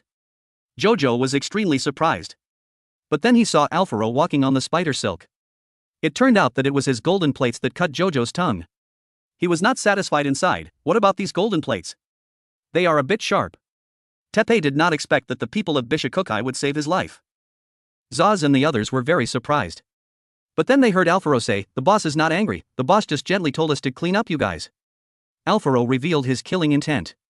Jojo and Zaz also prepared to fight. But the next second, Midora appeared. Everyone was immediately crushed. Whether it was Kusero's octopus tentacles or Jojo's tongue, they all turned into smoke. This was the pressure of the strong. Just by revealing a little bit of their aura, they couldn't stand it. This was complete dominance. Teppei was even more dazed. Why did Midora come here in person? At this moment, all eyes were on Midora, with confusion but more of fear. This is Midora. And at the final kitchen of Area 1. Everyone stared wide-eyed at the rolling meat masses in the pit. Countless bug-like monsters were squirming. It was the ultimate carnivore. It wanted more despair and tragic cries. As a gourmet monster, it naturally also wanted more delicious food. Nitro God saw its appearance and felt that the situation was not good. It seems to be about to resurrect at any time, and there is a tendency to go out of control. God shouted again, don't stop. How much is left in the full course menu reserve? Someone has already gone to collect more news, Earth, and Adam, it will take a little more time. The remaining question is when God will appear. Damn it! Cooking the full course menu is indeed very exhausting. What the hell is Joie doing? Earth said, he is busy refining the life orb. News didn't pay attention. What time is it now to be doing that? The food needed to resurrect Neo is only one last step away. Now call him here quickly, say that Acacia wants to see him. As soon as he finished speaking, he sighed, it must be resurrected in the most perfect state possible. He noticed that the meat tumors under the pit began to roll, and Acacia also seemed to have a reaction. His head was full of meat tumors. But surprisingly, one of the meat tumors began to move, and it also had creepy eyes. It turned around quickly, and after turning, it popped up again, and accurately landed on News's body. Oh my god! What's going on? And that meat tumor jumped up into the air again, turning into a living creature. Blue Nitro was dazed, what's going on? News was injured, and a gem was broken. Oh my god! This thing is too dangerous. It seems to have been partially resurrected. Quick! Catch it! That guy will eat all the creatures on Earth. Jojo was overwhelmed by Midora. He licked his tongue and knelt at Midora's feet. Midora looked down from above, where is that Joie? Zaz thought Midora had revealed an opening and rushed up with a knife. However, as soon as his sword touched Midora, it broke completely. You want to kill me with just that little skill? Isn't that too naive? Midora didn't pay attention to him, Kusero had already approached. He used energy devouring technique, wanting to drain Midora's energy. But this method was as naive as Za's. No matter how much he absorbed, even if he sacrificed himself, I'm afraid he wouldn't be able to cause any damage to Midora. The spider wanted to use the pause command, but in fact this skill was completely ineffective against Midora. It was just that Midora was not moving at that time, which made him mistakenly think that his skill was effective. He shouted confidently, "Rewind." Midora glanced at him, still standing in the same place. The spider was anxious. Why is it not working? What will happen to a stinky ant that dares to challenge Midora? Of course, it will be crushed to pieces and have no place to be buried. But these stinky ants stood up again and again in front of Midora. Midora was also very confused. I seem to have killed you guys twice just now, why are you still alive? But it doesn't matter. Joie stepped out from the darkness, raised the life orb, and said with a smile, it's all because of this. Everyone looked at him and listened to his detailed introduction. This thing is called the life orb. This orb can die in place of its owner. Midora gently looked up, seemingly not very interested in his appearance. Joie said insidiously, the one who dies is not a moth, but a ferocious beast. He stepped into the light. We are not meeting for the first time. The moment Midora saw his face clearly, Midora's blood pressure soared. Isn't this Lord Frozy whom he longed for day and night? Looking at the figure that was extremely similar to Frozy, Midora paused for 0.01 seconds. But this was not hesitation, just a little surprise. In just this 0.01 second, Joie seized the opportunity to attack him. Seeing that the attack was effective, Joie said with a smug smile, the memory of gourmet cells has taught us that there is a kind of gourmet ingredient that existed in the past, and in 1 million years, it will only reveal an opening for 0.01 seconds. Therefore, you must concentrate and wait for that moment. But I believe that the human brain is completely unable to grasp that moment. I'm afraid that is a capture level that even the IGO's measurement standards cannot determine. At the same time, the small creature that jumped out of Acacia's body was running and jumping everywhere. Seeing the level 3980 lion tiger, it was not afraid, and took a bite of the lion, and then continuously sucked the blood and flesh of this ferocious beast. The lion noticed it and suddenly turned to attack. However, no matter how it attacked, the meat tumor was unscathed. In the end, the entire lion was drained. It burped with satisfaction. But it felt a powerful aura approaching from the side. It was so horrified that its eyes widened, and it saw Jiro, Setsuno, and Chi-Chi leisurely walking over. Jiro narrowed his eyes and carefully observed this ugly monster. What is this guy? The monster looked at Jiro in horror and dared not move. Chi-Chi was the first to realize that something was wrong. This guy is not right. I only saw the monster suddenly rush up and charge towards Jiro. Setsuno hurriedly called Jiro's name. Fortunately, the monster only bit Jiro's coat. The moment it rushed over, Jiro had already stood in a stance and leaned to avoid its attack. It's just hard on this old back of mine. Oh my. My back hurts so much. But those were just words, Jiro's actions were still as agile as ever. He flipped over and jumped up, acupuncturing this monster. However, this monster had thick skin and fat. And it had no effect at all. In an instant, Jiro realized the abnormality of this monster. It's like a huge planet that is rotating on its own, its powerful energy makes people helpless. I have only experienced this feeling of danger on the 8 Kings before. Jiro was about to take off his outer coat, it seems that he was about to get serious. And this monster also realized that Jiro's strength was extraordinary, and had changed its shape. Its volume swelled and it had more and more tentacles, looking really disgusting. Jiro neatly took off his coat, revealing his bulging muscles. The muscles were constantly contracting, and just by looking at the muscle fibers, you could tell how powerful they were. Seeing him raise his powerful arm, Setsuno immediately called him, be careful. Don't hit the earth, Jiro, don't think this reminder is useless. This is not a joke, because Jiro really has the strength to blow up the earth. His cosmic explosion directly blew it away. And on the other side, Midora and Joie were still confronting each other. Joie was smug, thinking that he had Midora in his grasp. He asked Midora in a theatrical tone, don't you remember my face? The moment you saw me was fatal. Joie thought his appearance would distract Midora and reveal an opening. However, Midora remained completely unfazed, standing perfectly still. He said coldly, I've got the wrong person. Joie was taken aback by Midora's attitude. What surprised him even more was that his own attack hadn't actually hit Midora. To Midora, the blow was nothing more than a light scratch. In fact, it was Joie who had been careless, causing several of his life seeds to shatter. Midora explained, in the 0.01 seconds you attacked, your entire body was full of openings. I simply gently counted every single one of those openings and struck. Now, he was certain that those life seeds were merely substitutes. Although Midora was about to erupt, Joie maintained a serene expression. To be precise, it was the gourmet soul within these life seeds that took the hit for me.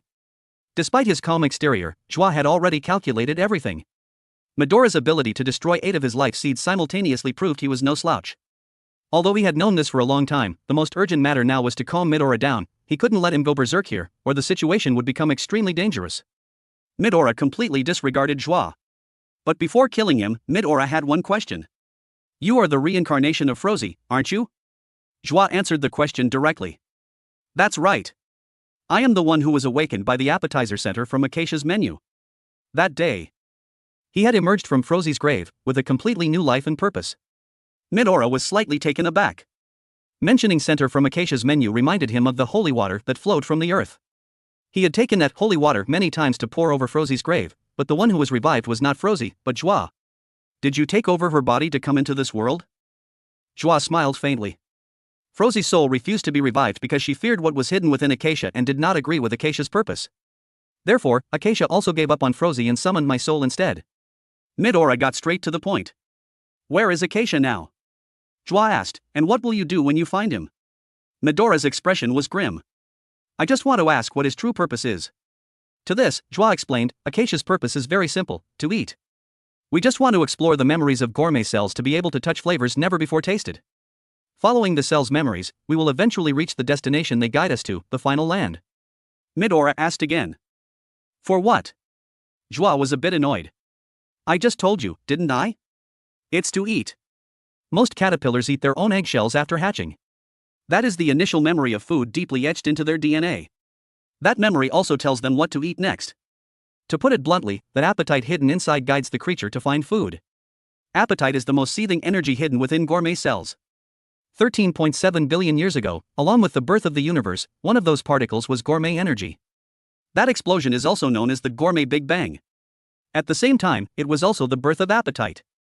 That energy continued to expand, eventually forming the origin of gourmet cells. Gourmet cells show us forgotten food memories and distant flavors. The energy of appetite also continues to grow. That power is the final answer, the eternal truth. And no one can stop this world. Humans live to eat. It's simply that when you're hungry, you must eat. Only humans do things other than eating. At this point, Joie kindly reminded Midoriya, don't be like that foolish woman, who only held Acacia back with her overflowing love, utterly foolish. Midoriya didn't reply immediately, the air was silent for a few seconds. That foolish woman, you're talking about. Joie smiled. The purpose is to eat, aren't you the same? Midoriya, why not come with us? To the place the cells guide us. Pursue appetite, do as you please. If you must, you can consider this the wish of that stubborn Frozy. Faced with Joie's nonsense, Midoriya had only one thing to say. He was not a man who acts on impulse. And they had stepped on the tiger's tail long ago. Midoriya went berserk, unleashing a powerful aura. The small fry were no match for Midoriya and could only stand and watch. Teppei was also a bit tense. The situation right now is really not good at all. Joie wanted to lure Midoriya away, anything is fine, as long as it's not at the headquarters. So he used a projection to make a swift escape. Midoriya immediately unleashed a spice meteor shower. No words, just action. Is this the king who fears no one? The gourmet cells in Midoriya, just released, unleashed a destructive aura. Midoriya roared, continuously attacking Joie. Joie's face was grim. Is this Midoriya's spice meteor shower? It exploded violently, giving no one a chance to resist. The last time this thing appeared, the entire human world was almost doomed. It was uncertain if the headquarters could withstand it. But unexpectedly, Zaz awakened after the strong impact. He held his head, looking in astonishment at the light before him. Realizing he had survived, Teppei immediately ran over, wrapping him in tree roots. Zaz was dazed, not understanding what was happening. Teppei breathed a sigh of relief. My guess was right after all. Because of Midoriya's attack, Zaz's consciousness has been restored. The bacteria used to control his brain by Joie have disappeared. Teppei took Nakam and Zaz to make a swift escape. We can explain the mind control later. The base is about to collapse now, we have to get out immediately. But before escaping, he hoped Zaz would tell him where Joie's golden cooking utensils were. That thing is definitely here. I want to take it back. Joie used his projection to weave around Midoriya. Midoriya stuck out his tongue, fiercely attacking him. Joie dodged, and Midoriya's tongue slammed into the headquarters wall. The powerful impact created a boom, punching a giant hole in the wall. Before Midoriya could retract his tongue, Joie used his projection to glide to his feet.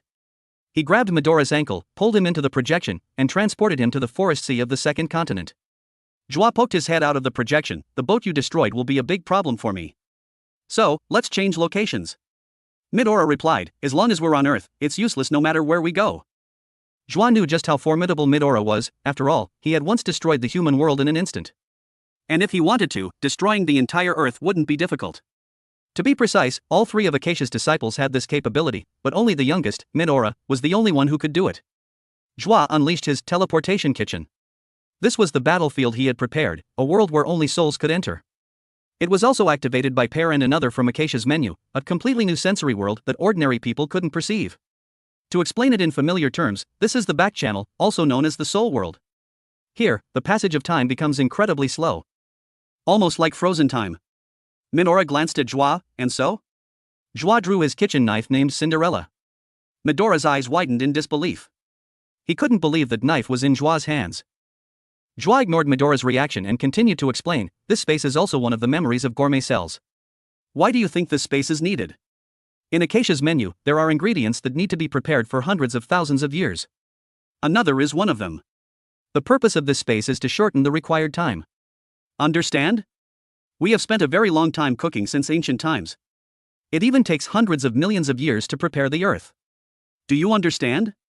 Joie's face turned into a demonic mask as he spoke slowly. Your life, as fleeting as morning dew, has no time to care for petty emotions like the chirping of insects. Midora spoke in a slightly relieved tone. That's more like it. You should have appeared before me with this face. My anger is just fleeting, let's just say that. But until now, this unbroken affection will surely become a fear that never disappears, deeply etched into your cells. If time passes very slowly here, then let me slowly savor this battle. In a few seconds, my full-course menu will be the parting gift to send you on your way. Joie again appeared confident. Then let me taste your full-course menu at my death's door. As the two of them slowly fought, let's check on Jiro's situation. Jiro had sent the tentacled monster flying into space. But the moment he hit it, his hand was also devoured by it. However, that wasn't a big problem, because Setsuno had already started pouring holy water on him. The wound wasn't the issue was what that thing was. Chi-Chi knew it was Neo. Neo was a predatory creature that had been revived many times since 10 billion years ago.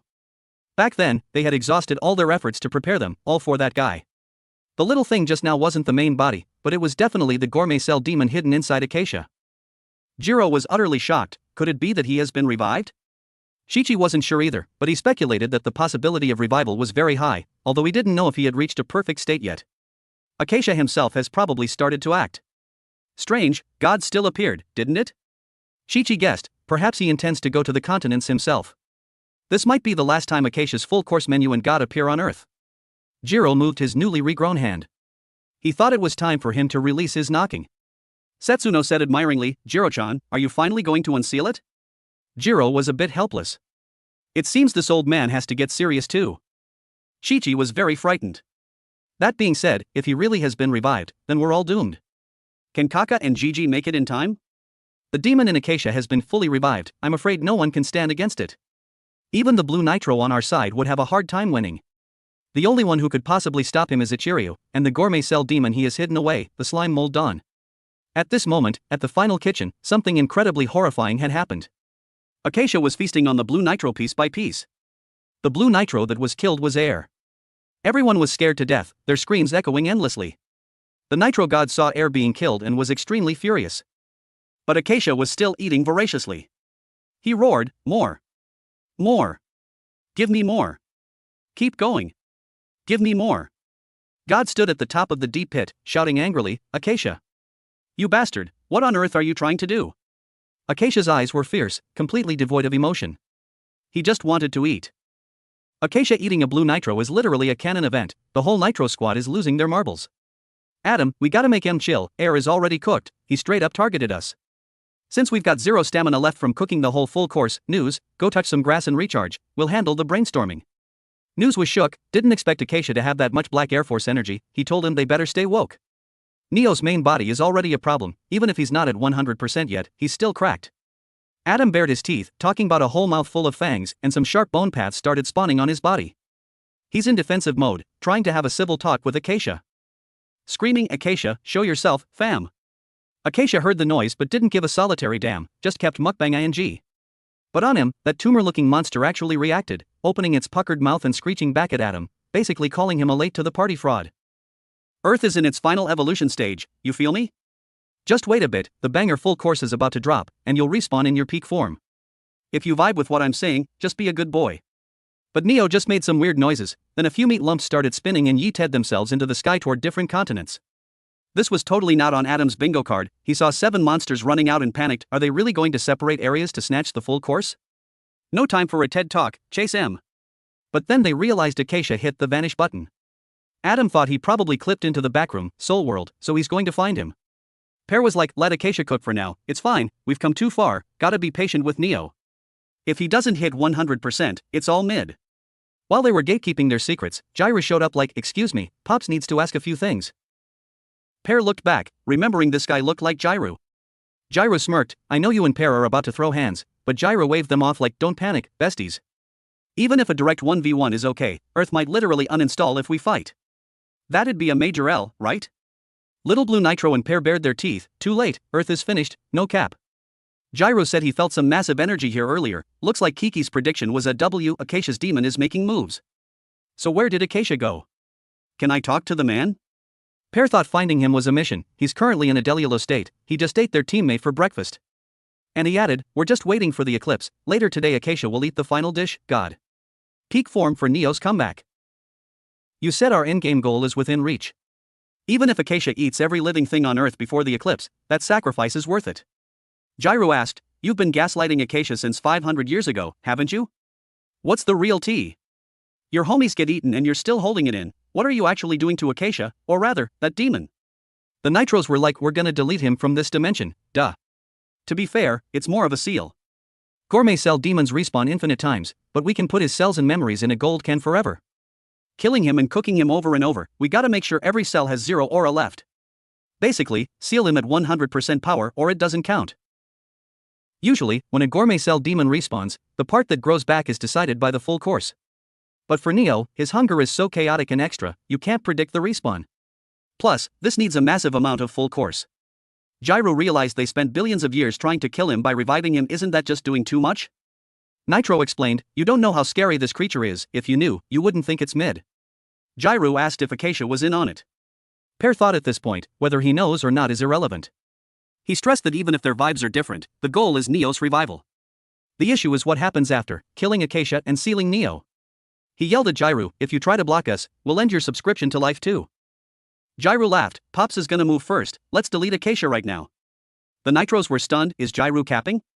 But Gyro was dead serious, if he's really gonna eat everyone during the eclipse, I can't just stand here like an NPC. Adam hard disagreed, no, he must eat God before we move. Gyro kept laughing, if you get in my way, you're all finished. They weren't vibing, Gyro, you're too cocky. Gyro stabbed his own chest, heart-making pooji noises. His face went dead serious, do you know what sack-lying, lustful wolf/creep, means? They were confused, what word? But whatever it is, you don't have the stats to stop us. Acacia is just a human right now. Gyro pulled out the seal nails, looking like he just had a massive glow-up. He smirked like a villain, humph, if you're using that old name, you've got the wrong guy. My real name is Gyro, but back in the day, they called me Bow Thursday, the rampaging beast. You lizards were literally my snacks back then. That was my favorite meal. Seeing Gyro transform into his final form, the Nitros were shaking. Meanwhile, on Continent 7, the monkeys were enjoying their grub when a weird thing fell from the sky, one of Neo's tumor monsters. It was looking around suspiciously. Monkey King Bambina found it interesting. For convenience, let's call this thing Acacia's Demon A. Landed in the center of Continent 7, where the Enbu Masters were chilling. Everyone gave it the bombastic side eye. But in A's gourmet memory, the Enbu Masters aren't enemies, they're snacks. A went on a rampage, deleting every monkey in sight. It didn't have a set eating style, it could chew, slurp, shred, and melt straight up gore. But its favorite way to eat is trolling, making the victim drown in fear. I got grabbed by A's tentacle, eyes wide with fear. This gave a massive dopamine hit, it loves snacks that are peaking in terror. Just when things were looking dire, the atmosphere shifted. A opened its big mouth to swallow but it miscalculated. A giant wolf yeeted itself from behind, biting off the tentacle to save the lil monkey. The monkey was foaming at the mouth, didn't even realize Terry had arrived. Terry gave that monster a cold stare, zero fear, straight up main character energy. This is the battle wolf, the strongest in history. Appearing with him were two other kings with the same cold vibes, Terry, Kiss, and Quinn. It wasn't about the NBU training, they just remembered the alpha blood in their veins. Pure royalty memory. But I wasn't looking at these 3/8 king heirs, it was staring at the creature behind them who doesn't know what scary means. More like, he's so hyped he has zero other emotions. The Monkey King ran over, hyped AF. Seeing A, he smirked and jumped in for a warm hug. CK, it was a massive strike. This is one of the current 8 kings, the strongest monkey, Monkey King Bambina. After taking that knee strike, I realized this monkey isn't a snack, it's a boss fight. At the Horse King's Hill on Continent 8, another monster arrived, inflating its body since its landing. Because the enemy here is the massive Horse King Heracles. Meanwhile, in other places, these monsters started moving, causing chaos. The monster on Continent 6 had the worst luck.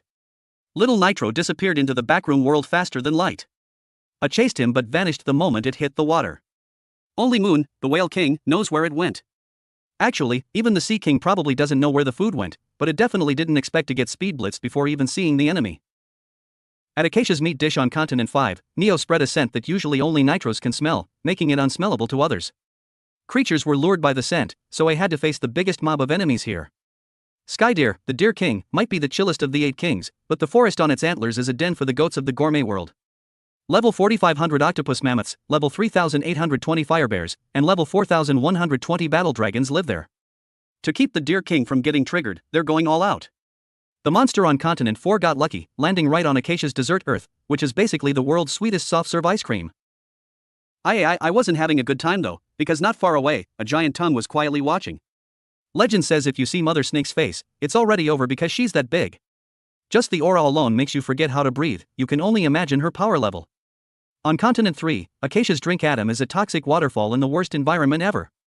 The monster locked onto this place and immediately grew wings. If you don't fly, you're cooked. Anyone covered by that massive shadow will stop thinking and just accept the game over. The owner of that shadow is the Emperor Crow. One wing flap creates a toxic tornado. People say he's the admin of the sky, controlling all air rights in the gourmet world. Smelling all the drama in the gourmet world, Toriko was lying there looking beat up. He had a weird feeling, like he's felt this before. As long as his nose isn't clogged, he knows everything. Starjun was shook. Is this what Shako-sama talked about? Toriko looked at the battle wolf radiating smoke. Battle wolves are straight up cracked. Terry, your big bro is built different. Note, this isn't even the battle wolf boss, Toriko just got it wrong. Toriko felt wholesome. Thanks to him, I remember who I was 2 years ago, hee. Then he got a ping from Komatsu. Ah, it's Komatsu. Long time no see, fam. 2 years ago, what actually went down when Toriko had his awakening? That day, basically every beast in the gourmet world felt Toriko's presence. While he was standing by the ocean thinking about life, he realized he'd had a massive glow-up, his sense of smell became cracked. He followed his nose, going full do or die mode to set out. His base power, grinded to the max, pushed his already weirdly good sense of smell to the absolute limit. The destination was so clear he could see it just by sniffing. And Toriko himself didn't even realize that from the moment he left the human world until he brought Komatsu back, for a whole year and a half, he was constantly radiating that main character battle aura. Just one breath and all the tea in the world turned into scents flying into his nose.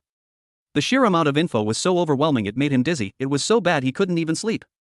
It was his obsession with gatekeeping Komatsu's safety that helped Toriko dodge the dangerous paths.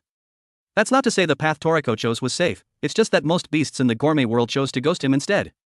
After Midora met Toriko at the Gourmet Corp, he told Starjun, if I hadn't easily handed the kid over to him back then, how do you think it would have gone? Starjun was like, he definitely would have used brute force to snatch him. I doubt I would have made it out in one piece either. I probably wouldn't have escaped unscathed. On Toriko back then, he saw insane aura and a ride or die attitude. Though, he didn't know if the man himself even realized it. Remembering Midora's review back then, Starjun thought he was capping because they had fought 6 months prior. But now he truly felt it. Midora-sama's words might have been a bit of a hype up, but they weren't a joke. This is the Toriko who earned Midora-sama's respect. Toriko sat on the ground and smelled it, like being pulled by a giant planet's gravity. Info on everything happening worldwide came rushing at him. Acacia's full course started dropping one by one. Looks like things have escalated past the point of no return. Starjun, my nose is telling me the long-awaited eclipse is finally here, and so is God. This is the endgame. God is definitely spawning nearby. Toriko was so certain it left Starjun shook. How is that possible? No one knows where God is, so how can Toriko be so sure? Toriko said the second continent is a mashup of every other continent's environment, ecosystem, and vibes. Everything is scattered here. At first glance, it looks mid, but the scent on this island is incredibly loud. It's scattered all over, looks normal at first but the smell is thick. Toriko tested the battle wolf, right, battle wolf? Since you're one of the 8 kings, you live here, right? Wait, actually you're a battle wolf but not the king. You're probably the number 2 in the pack, just a small-time boss? You here to scout this delicious-smelling island? Your big boss with the overpowered stats must be the one behind you, huh? That awakening of Toriko's 2 years ago made all the kings react. His presence was enough to trigger a world-changing event, making the battle wolf feel energy pulsing like lava. It made the battle wolf feel energy throbbing like the earth's own hot sap. That's why they chased after him to see what the hype was about. And the Wolf King Guinness is right there. Neither he nor Toriko had bad vibes, but they shared one thought: we have to catch these hands. So they both stepped up to start the fight. Toriko channeled massive power into his arm, finding the perfect frame to burst this energy. The fight was about to pop off, like 2 meteors being attracted to each other and crashing hard. Even if we don't know the exact lore behind it, one thing's for sure, both had clear motives: hunger. Toriko looked at Wolf King Guinness, winding up a punch with his whole body's power. If it's a fight for God, no excuses needed. Strongest battle wolf, let's have some fun. You hear that, battle wolf? Toriko was talking big when his calms started going beat beat non-stop. Toriko picked up, and Komatsu's voice came through instantly. Toriko, you're so slow, how's the grind going on your end? Komatsu was crying tears of joy, screaming, Toriko-san, we finished cooking. We're coming to find you with Don Slime. Wait, weren't you still in a 5v5 match against Shimon's squad? Why did it end so fast? More importantly, why did Shimon's squad become our homies? Lore for later, as long as we bag another. Hearing Komatsu call his name without saying boss, Don Slime was a bit salty. But it wasn't a big deal, he yelled, just think of me as a regular disaster, it's fine. Pro tip, the manga speedruns the ending here, it might feel like you skipped 50 chapters, so just use your headcanon for the details. Don Slime yeeted himself up, calling out Acacia, a disaster full of malice, haha, he roared like a madman and jumped straight into outer space. He aimed his fork at a planet and stabbed it, roaring without a care in the world. Roaring, ho ho, nice view. He trung Matt, gave the death stare, finding what he'd been hunting for. His eyes locked onto Acacia, or rather, Neo, I found you, fam. Back on the ground, Komatsu and the others were giving Don Slime the bombastic side-eye, wondering what triggered his crash out. After Don Slime went on his rampage, it affected everywhere. Toriko rushed to ask Komatsu what's up, and Komatsu replied, we're Gucci, we've leveled up a lot. We spent decades in the soul world, so Don Slime acting out doesn't even faze us. Decades? No wonder their hair and looks had a total blow-up. For Toriko, it's only been a few days, so he was confused by Komatsu's 10 years talk. Komatsu, what do you mean 10 years? And who is Don Slime? This all started 3 weeks ago. After Toriko's group split up from the 6th continent, less than an hour had passed, but inside the giant shell, it's been over 2 days. Since Komatsu reached the blue restaurant, Kyukin stayed in the safe zone, grinding on research for a place to live. She found the Yuyu species, the cloud beasts, have a top-tier trait. It's not that they're hard to find, it's just they make people lose all interest in them. If gourmet cell attention is all about hunger, looking at a Yuyu makes your appetite go. Predators don't care about fruit or grass because they have zero hunger for them, they just ignore what they can't eat. Like pufferfish or whales that poison themselves when in danger, turning into something inedible to kill the interest of others. Kyukin suddenly realized the space created by the cloud beasts is look but don't touch, making people eat without tasting anything, like another dimension. Oh my god, is this a clue to the soul world? Plus, in the safe zone, time flows differently. Time flow seems a bit sus, she can clearly feel it's glitched. While Kyukin was investigating, the ground shook violently. Everyone in the blue restaurant felt it. The Whale King opened his massive mouth and started slurping, he swallowed a whole school of fish in one go. The Greller Stadium was shook, everyone was terrified by that sky-tearing sound. Someone rushed to report to Don Slime, boss. Countless monsters are appearing from the Soul Autumn. Looks like Whale King is making a move. The ocean nearby is being sucked dry. Don Slime cursed, damn it, Moon is having a mukbang. There's so much food being dumped from the white hole. What is happening on the surface? What is happening on the surface? Right when it was getting good. The fun Don Slime was talking about was the 5v5 cooking battle, currently at the 5th match, the delicate Chef Chio versus the talented Acerudi. Because the author was rushing the project, only Yuda's part got a detailed process, the other matches just jumped to the ending. Honestly, it's not just a bit lazy, it's straight up unfinished. Word is, a lot of the peak parts got cut. Back to the plot, due to the chaos, the match was cancelled. Guards rushed to the northernmost part of the blue restaurant, the Soul Autumn, where countless gourmet monsters were gathering. This squad of weird-looking monsters who look like paid actors started heading for the stadium. Don Slime was fuming, these guys are really testing him. Everyone, go to the Eternal Kitchen and finish the full course. Reviving that man, you might ask, who? It has to be Don Slime's favorite, the man named Ichiryu. The only human in the world he recognizes as the goat. Seeing everyone shocked, Don Slime repeated, "Finish the full course, revive Ichiryu." "But isn't President Ichiryu, you mean the full courses?" Everyone stared at each other, not knowing how to start the convo. Yuda asked, "Is Acacia's full course really in this country?" Don Slime sat on his high throne, stayed quiet for a bit, then said, "Nope. If it's not here, then what kind of cap are you talking?" Facing their doubt, Don Slime told Acerudi to open the Soul World portal. Hearing the call, Acerudi didn't care about the match anymore. He muttered that this move drains a lot of mana, but he still opened the portal quickly. The Eternal Kitchen is actually on top of Mtebeko. And this is actually the secret of the deep sea city mentioned earlier. The chosen ones like Jake were all dragged here. The foreman was yelling, "Don't stop, move it." The prep is in the final stage. Being able to contribute to the best dish is something you should be proud of. Jake, thinking he was joining a national project with his mom, was flexing and waiting to see her. Meanwhile, Komatsu, solo carrying, followed an old man onto a train to Mtebeko. This restaurant train is nicknamed the Train to the Underworld. The name alone tells you the destination is not Gucci. The old man double-checked if Komatsu was for real. "This is a one-way ticket. When you come back, your body might have someone else's soul in it." Komatsu was totally chill. "I already died once on the last continent, so I'm not scared." "Nothing to be scared of?" "Ha, true terror isn't death. There's a bar on the other island where people get revived infinite times through soul trades. That ending, for slum residents with no hope or future, is just wasting an infinite life on a degenerate lifestyle. Maybe that's the natural result, the true dark side of this civilization. Of course, I'm just an old man who's part of the problem too. Doesn't matter if you're from the trenches or have zero aesthetic, it's all good. Even if you look like a straight-up monster, as long as you keep that grind mindset and stay positive, you've got civilization." Komatsu didn't explicitly mention the demon world, but everyone got the vibe. When Uncle Jake got forcibly detained, was he trying to catch hands for a good cause? That's probably why he's covered in scars. If he truly had zero hope, he wouldn't be doing the most like that. The dark side of this country is definitely worse than elsewhere. Based on what you're saying, this national project is definitely about respawning and cooking Acacia's full course. Imagine this happening on Continent 6, talk about plot twist. Maybe our endgame goals can actually happen here. Right now, I'm feeling that main character energy, totally hyped. Uncle stayed quiet for a long time after hearing Komatsu.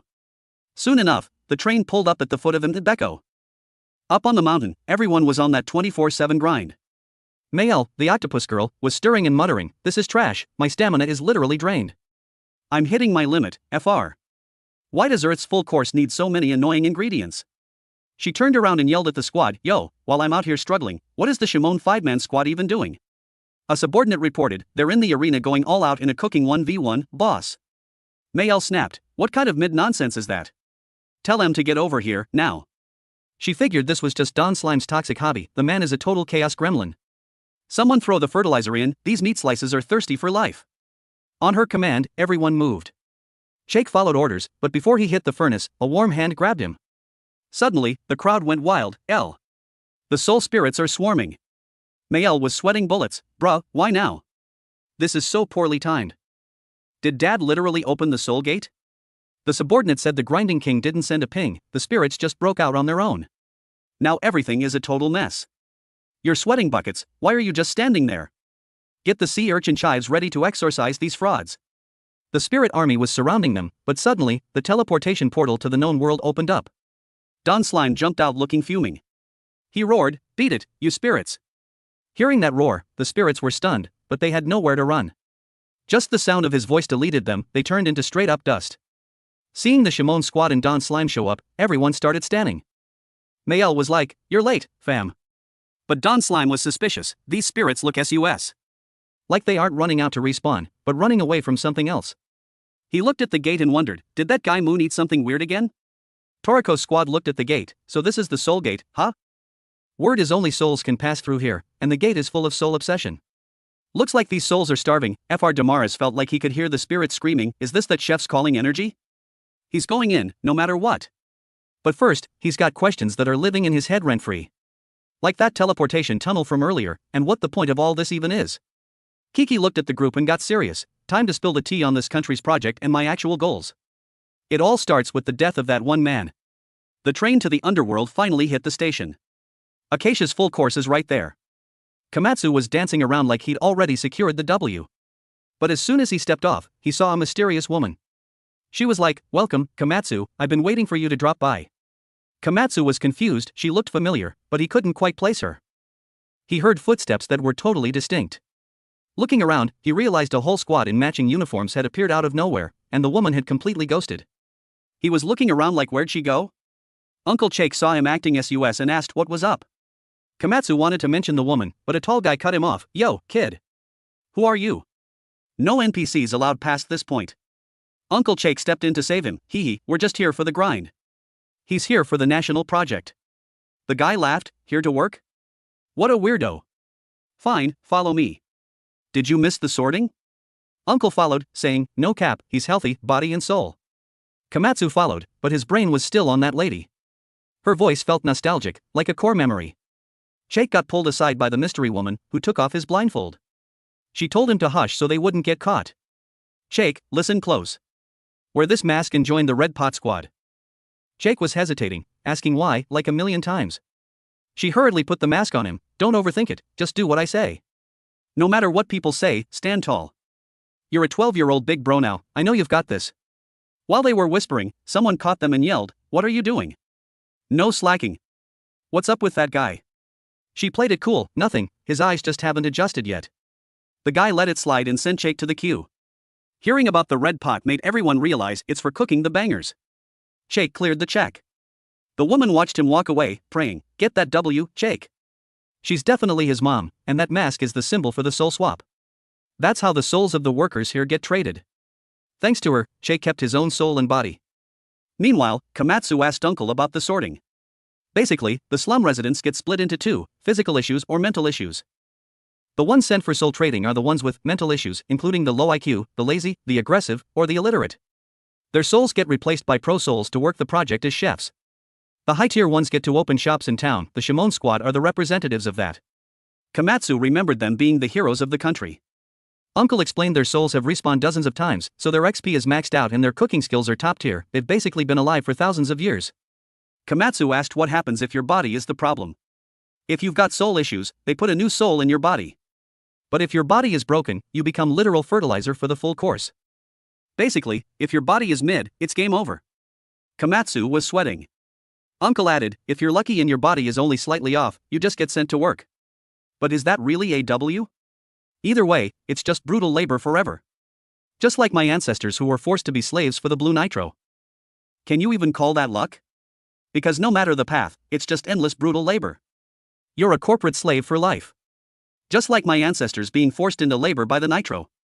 Komatsu followed his gaze and saw the air tree. Uncle said sadly, "Our ancestors were out here respawning and cooking air. This is kitchen number 1. Komatsu followed the manager inside and gasped, "There are so many air fruits here. They're just way smaller than the real ones." The manager turned around, "Wait, you've actually seen air?" Komatsu flexed, "Seen it? I've cooked it and tasted it." The manager was wondering if he was capping. "Are you Delulu, or is this a joke?" Air was successfully respawned by the grinding king Yukai after years of effort. Compared to other ingredients, the cook time is short, but it still takes years. How could you cook it that easily? Komatsu didn't answer right away, but it clicked for him. The full course takes time, maybe decades or centuries. That's why souls respawn constantly. Humans can't even stand to watch the cooking, let alone eat it. The infinite grind is all for the food. The manager agreed, "To cook these, we need to stack as much pro memory as possible." He revealed the method, slowly letting the air out while cooling the fruit. Komatsu was like, "Nah, that's mid. That's not how you actually cook air." He picked a fruit that was perfectly ripe and pulled out his chef knife. He yelled like he was issuing a command, "I'm ending this project right now." While Komatsu was at Kitchen 1, Yuda's squad reached the Soul Autumn. Damaris asked if the Lie World and Soul World were the same. Kiki said the time flow is different, but the vibes are the same. On a macro level, it's like the Cloud Beast's safe zone. The Soul World is basically the deepest part of that safe zone. Another is the ultimate first safe zone to hit Earth. The flavor in the ocean definitely comes from that another fish. This fish is on Acacia's full course list. Tons of predators are thirsting for it, but the strongest is Moon, one of the 8 kings. Moon is a demon that swallows everything. His energy is so high that even light can't escape. That's why the black triangle is always dark. But to escape Moon's mouth, another finally went faster than light. The place where it broke the light barrier became warped spacetime. It's a special space that no one can perceive, the entrance to the Lie World. Time there is basically frozen, it feels like you've teleported. He remembered the space condor made in the match, it's probably a version of that, which is why he cooked so fast. They used a teleport tunnel to get here too. But he still didn't get why they were there in the flesh if only souls could enter. Kiki said the human-made Lie world has light warping, so time is slow but still moving flesh can survive that. But in the real soul world, time is basically zero. It's a special world where only consciousness can reach. The entrance is that soul gate where another went faster than light back in the day. The soul world is so cracked, how did you guys manage to build a DIY version of it? Regarding Rin's confusion, Acerudi told her to chill, saying he'd explain the whole tea later. Thanks to Acacia's full course, he pointed toward a massive open space in the distance, saying everything they saw was basically their cooking factory. The Eternal Kitchen is the national project of this country, aka the place where they are currently cooking Acacia's full course. Looking out, the scale of this place is literally beyond imagination. Giant-sized pots and massive ladles are scattered everywhere, with an infinite number of people moving back and forth. They're lined up in long queues, and the scene is a total vibe. Everyone was standing, asking, is this actually a kitchen? It looks so overpowered. Everyone is locking in and working together to move ingredients. The scale of this cooking is straight up insane. This is the HQ for Acacia's full course. Kiki casually dropped the fact that the moves they're making here are basically the same as what the Blue Nitros were doing eons ago, since they're all essentially chasing the same goal. It's just that the targets they want to respawn are different. Acerudi introduced them to Kitchen No. 1, the spot dedicated to cooking Acacia's salad air. Right after he spoke, they heard a series of explosions and chaotic shouting coming from over there. Everyone looked toward the noise and saw a mushroom cloud-looking gas cloud erupting into the sky above Kitchen No. 1.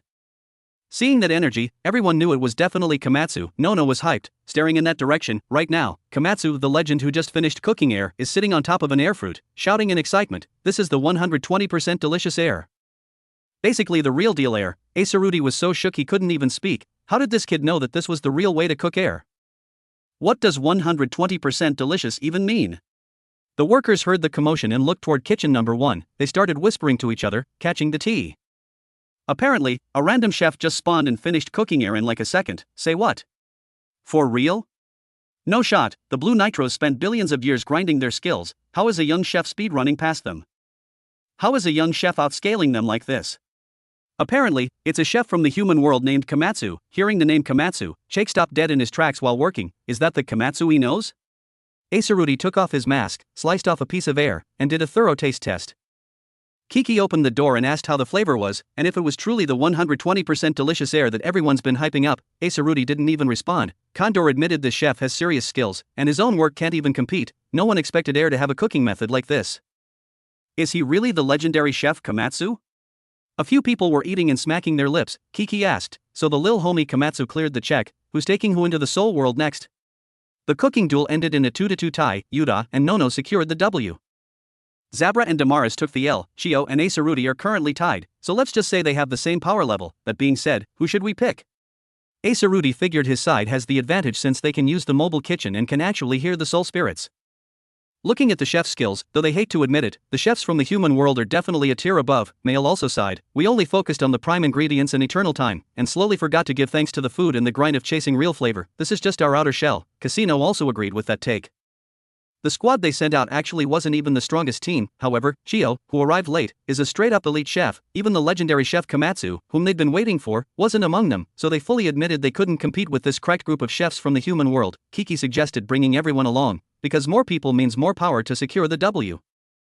But that triggered a new problem. They have 0 gold cooking tools left. Well, not enough for everyone anyway. While they were discussing, Komatsu was catching up with Nono's group. Since he vanished last time, Komatsu had been ghosting everyone, so seeing him spawn back in was a relief. Luckily, he's totally Gucci. Chio was emotional, saying, when Chef Komatsu was MIA, the cooking duel was seriously stuck in a stalemate. Komatsu scratched his head, feeling a bit awkward, and apologized before spilling the tea on what he'd been up to. He didn't expect the backroom world to have a shortcut. He had to sit on a train for a whole day to get here, while they just teleported in an instant. But wait, shouldn't they be in the middle of a cooking battle right now? Just then, Kiki led the Shimon 5-man squad over. As soon as Komatsu saw them, his eyes went wide. OMG, are you guys actually the Shimon 5-man squad? Acerudi flexed a compliment. The flavor of that air was beyond anything I've ever tasted. Being hyped up like that made Komatsu feel a little shy. He immediately pulled out some paper, hoping Acerudi would give him an autograph. Kiki had already predicted Komatsu would do the most, so he'd already grabbed autographs from the Shimon 5-man squad beforehand. Komatsu couldn't believe it. Turns out Kiki-senpai is actually so thoughtful. Komatsu's arrival made the whole place chaotic because everyone lost interest in working and just wanted to watch him slay in the kitchen. Acerudi had to yell at everyone to get back on their grind. Maki heard Komatsu's summary of the real tea behind this national project, sacrificing the lives of slum residents just to cook the full course. Is that for real? Asaruti didn't even try to gatekeep the truth. He said it was all for God. Yuda didn't get why they had to cook the main dish. God, in this country, is Acacia's full course even here? Asaruti explained that this isn't their original recipe. Don Slime spent years collecting seeds and fragments of the full course, and with the help of the Grinding King, they successfully respawned and copied it. Now everyone finally got the point. Back in the arena, when Don Slime said nothing, he actually meant no original recipe. So who is this Grinding King anyway? And where did Don Slime go? Komatsu suddenly remembered the recipe about using humans as fertilizer. It was written in that notebook found in the Gourmet Pyramid. Turns out Kaka, and Kiki Senpai were the ones who cooked up that recipe. No one expected it to be the actual method for God. Kiki said cooking God takes a massive amount of energy. God itself is an overpowered ingredient that drains the chef's life force. They tried using other creatures as fertilizer before, but the results were mid. Right then, a new species showed up. Humans are weak but high IQ, and they reproduce like crazy, making them the perfect slaves and fertilizer. Damaras asked, so you created the Death Falls just to gather a massive mob of humans when God is about to spawn? Kiki sighed, saying that practice started hundreds of thousands of years ago. From a lore perspective, cooking the full course is actually a recent thing. Maki still didn't fully get it. The blue nitros are grinding on the full course year-round just to respawn the demon inside Acacia, so why is this country also cooking the full course? Asaruti said this was originally meant to respawn the leader, Don Slime. Everyone was even more confused. What does originally even mean? Asaruti said he only knows the surface level T. If they want more info, they've gotta ask the man himself. Komatsu quietly asked, does cooking God honestly require sacrificing lives to clear the mission? Is there any other way? Kiki said back in the day, there was only one chef who perfectly cooked God with basically zero sacrifices. Such a legendary and cracked character, Nono immediately knew it was the God chef, Frozy. Everyone is standing the legend of Frozy, since she was Acacia's partner and a total girl boss, but the point Komatsu locked in on was, that means it's possible to cook God without people losing their lives, Kiki reckoned. There's definitely a way to do it without anyone taking the L, but that technique is something even their group and the Nitros don't know. Plus, doing it that way drains massive stamina. If only one person tries it, they'll be sucked dry and deleted in an instant. Star June asked, can we use food honor? If we supplement with enough food. This old man can stand in for hundreds of people as fertilizer. As soon as he spoke, the other chefs were like, bet, saying let me contribute too. If I can do it, just say the word. Maki also jumped in, me too. I don't give a solitary damn about Don Slime. But cooking the full course is the whole reason we entered the gourmet world. Even if I can't cook and definitely can't catch hands with an 8 king, I've still got one life to give as fertilizer. Seeing everyone so hyped, Milk also cried out, count me in too. But I'm not trying to die, okay? Kiki laughed, saying the youth are truly built different. Luckily, they're only cooking a small fragment of God here, so maybe a bit of food honor can hold it down for a bit. Actually, the most difficult dish isn't even God. Every dish in the full course takes forever to finish. The biggest time sink is the fish, another, which lives on this continent. Condor casually dropped the fact that cooking another takes about 600,000 years. 600,000 years. Forget about living that long, Earth is about to explode, there's zero time to wait for that. Kiki said that's why they have to use the soul world. In a place where time is basically frozen, they can massive speedrun the cooking time. But the next problem is the gear. This world doesn't have any pots or knives that can survive thousands of years of use. Even top-tier gear will show wear and tear, rust, or get warped over eons. More importantly, regular tools are mid, they can't even be brought into the soul world. The only tools that can work there are the golden cookware, aka the 7 tools used for cooking the soul spirits. To cook another, they need as many chefs as possible to enter the soul world, but having 0 tools is a major problem, so they have to gather materials ASAP. To forge the golden cookware, this requires collecting coral and shellfish from the bottom of the continent 6 ocean. But these aren't your average shellfish, they're the overpowered beasts known as the 7 beasts. First, the material for the knife is the tooth of the shark king, Denki shark. The pot needs the rock from the turtle king, Pandora. The cutting board uses the body of the coral mudman. The flat pan needs the scales of the forest king, Atlantis. The long ladle is the leg of the octopus king, Baki. The apron is the skin of the sea king, Ocean. The material for the spatula can be snatched from the minerals in the giant shell. The giant shell was originally the shell of another, back in ancient times when the shell was even smaller. It acted as a shelter. During that time, the infinite deliciousness pouring out of another transformed the shell's material into a special, high-tier mineral, and later, at some point, another went faster than light right inside this shell and vanished into the soul world. Space-time inside the giant shell became warped, making the shell itself a lie world. It's a safe zone that even the whale king moon can't swallow. The 7 beasts can't mess with it either, because they're currently the ones gatekeeping the area. That's why on Continent 6, the 7 beasts are the only ones who can hold their own against the Whale King. Maki declared he'd lead the Gourmet Knights to find those materials. Milk II also said the forging and grind can be left to a pro like her.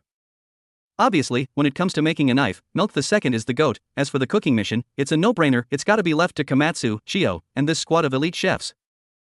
Forging the golden cookware is a straight-up grind and takes forever. To speedrun the mission, Komatsu's squad and the rest of the gang locked in immediately. The Grinding King told Don Slime that Neo could respawn at any moment, so they can't be slacking even for a second. The Soul Gate is about to open, and the respawn is basically happening right now. Neo is already showing signs of life. Hearing this, Don Slime was sweating bullets. They really need to hustle or they're cooked. The Grinding King added another massive L. They can't find Aikiru's soul anywhere. Don Slime was fuming and panicking. No main soul means they're in a major predicament. Kiki and the other chefs quickly joined the massive labor force to keep the grind going. We just realized that the stuff here literally drains your stamina. Even just basic prep and stirring is exhausting, let alone the high-tier cooking. And this is just one tiny slice of God. Maki was curious, wondering what kind of overpowered ingredient the king of ingredients God actually is. While he was stirring, Rin yelled from behind, "Yo, gangster bro, do it for the slums. Get that W." Maki was losing his patience and snapped, "Don't just stand there being a cheerleader, get over here and help me." Rin acted all shy and was like, "But I'm waiting to marry Toriko, you know? Like, what does your marriage have to do with the grind right now?" Komatsu was looking around, frantically trying to find Shake. At least humans don't have to be sacrificed anymore. The kid is probably still alive, but who knows where he's working right now. While Komatsu was looking around, a woman called him over. No surprise here, it was Shake's mom. Even though she's in a different body, her soul is 100% Shake's mom. She told Komatsu that 6 months ago she was forcibly detained and turned into fertilizer. Later, because her cooking skills were elite, she was recently allowed to respawn in someone else's body.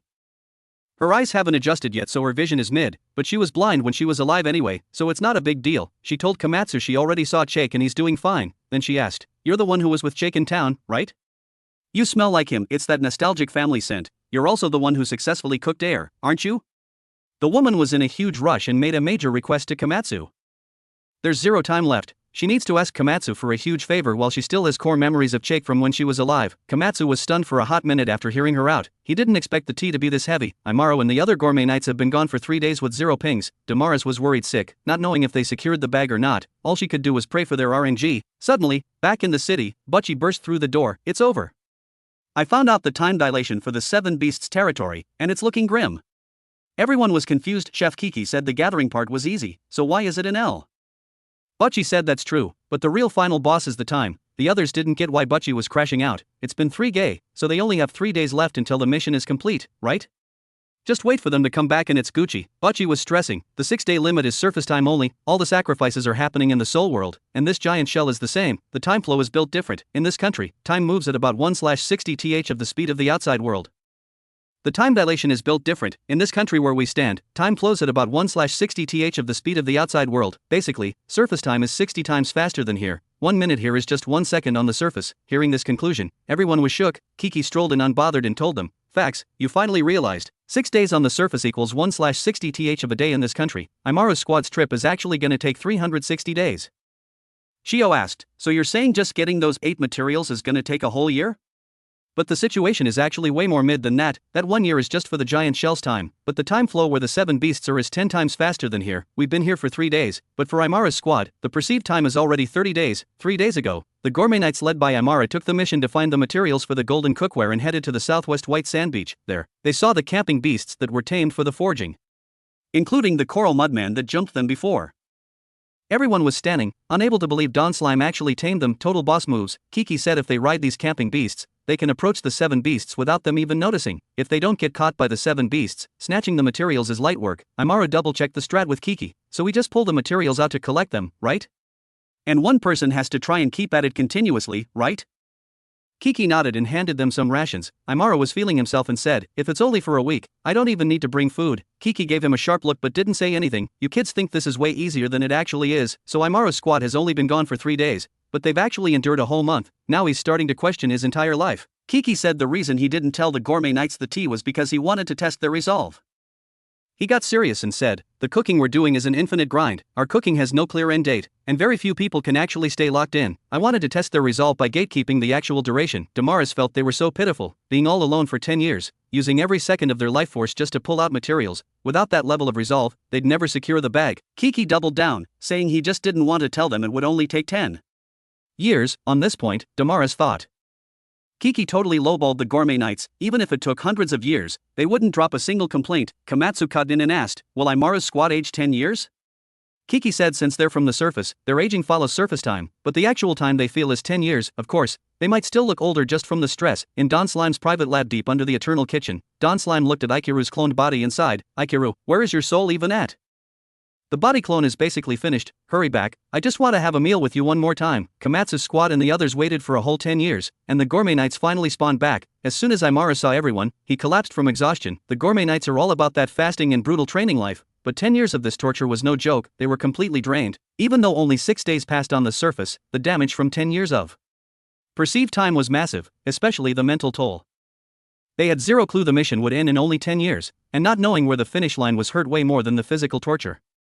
The mental toll they carried was literally unimaginable. Yuda was straight up standing their dedication, but it also made everyone realize that cooking another later on wouldn't just be a quick 10-year grind. Everyone needs to prep their mental for the long haul. Imara the Tao as if he was about to lose his last HP. The rest is up to you guys. Everyone synced up their response and immediately started speedrunning the cookware forging in a high-pressure atmosphere.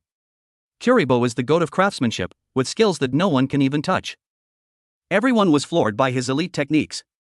Someone was curious, like, if you don't use a golden hammer to fix the shape, the materials won't warp, right? But in Kuribo's hands, these materials were totally obedient, just a tiny bit stiff. Kuribo was like, everyone hush for a sec, this is my process. He kept spamming pressure on the materials, and before long, he'd manifested the shape of a pot. Only problem is the material is too tanky. Forging just one pot could take decades. Plus, he still has to craft a flat pan and a cutting board, which will take even more time. Mayel spawned a warp kitchen so Kuribo could craft in peace. Her kitchen's quality is actually a tier above Asarudi's. It's enough for him to chill inside and grind his craft to create those high-tier tools. Milk the second can now lock in on sharpening the chef knife, then move on to the spatula and ladle. Only when the full set is ready can the chefs start cooking for real. Meanwhile, the chefs were asking Asarudi for the tea on the Soul World. According to Asarudi, just eating the meat dish news from Acacia's menu lets you activate the Soul World. And if you use it on the surface, you can go invisible or travel massive distances in a snap, basically like carrying a portable safe zone. Sounds pretty overpowered, honestly. But not everyone who eats news can use this tech. Why? Because Acacia's news has zero flavor. It's called a dish, but it's got no taste? Why would anyone call a tasteless thing a top-tier ingredient? Asarudi explained that for those who can actually digest news, it's the goat meat ingredient, but for those who can't, it's a mid-experience at best. It's like this chair or this table, humans don't see them as ingredients. But for ants, that's straight up food. People think hippos are herbivores, but they actually eat meat too. Pandas don't just vibe with bamboo, and anteaters are omnivores that eat more than just ants. Humans just haven't discovered the items that look inedible yet. As for what gourmet cells can actually eat, another is the one that made people realize the truth. Another expanded a whole new sense of taste. For gourmet cells, it's like unlocking a second stomach. To put it simply, you could even eat rocks off the ground and think they're delicious. In the gourmet world, there are 2 new ingredients with unknown flavors or things that seem inedible. Another is the ingredient that can respawn the devil's tongue part of the gourmet cells. Basically, it's probably more important than God or center. Without it, you might never vibe with the true flavor of other ingredients. Kiki announced another major piece of tea just now. Aside from another, the cooking for all the other dishes is basically finished. Everyone was shook, even God is done? Who is this absolute unit who managed to pull that off? Do you even have to ask? It's Komatsu, obviously, but Komatsu just said he heard some voices. Maybe entering the Soul World will reveal the true identity of those sounds. Kiki told everyone to stop crashing out, since only another is left and the golden cookware is almost done. They're in the endgame now.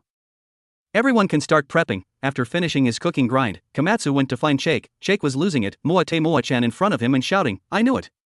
You're the one who finished air and the rest of the full course, right? Komatsu felt like a fake friend. He'd been so busy cooking that he had zero time to visit Shake, but he was glad Shake was still safe and sound. Shake said he'd adjusted to life here, but he still hadn't found his mom. Komatsu comforted the kid. Your mom is busy with a way more important cooking mission. You'll see her once this project wraps up. I'll speedrun the cooking as fast as I can, then I'll invite your mom and everyone to have a meal. Shake was so touched he started crying, saying, having a meal with mom sounds like a W, but your cooking actually tastes like trash. Are you even a real chef? You don't look like a pro. Komatsu didn't know how to respond to that roast, so he just weakly said, I think I'm pretty decent at it. Not long after, the golden cookware was finally finished. Everyone can finally stop gatekeeping their skills and go all out. Kiki told Komatsu's squad to hit the road ASAP, saying he and head chef Mayel would stay behind to finish the full course. Kaka is probably already inside, so they just need to follow the recipe steps and they're Gucci. Leader Don Slime took the lead, flexed his confidence, and said, follow me.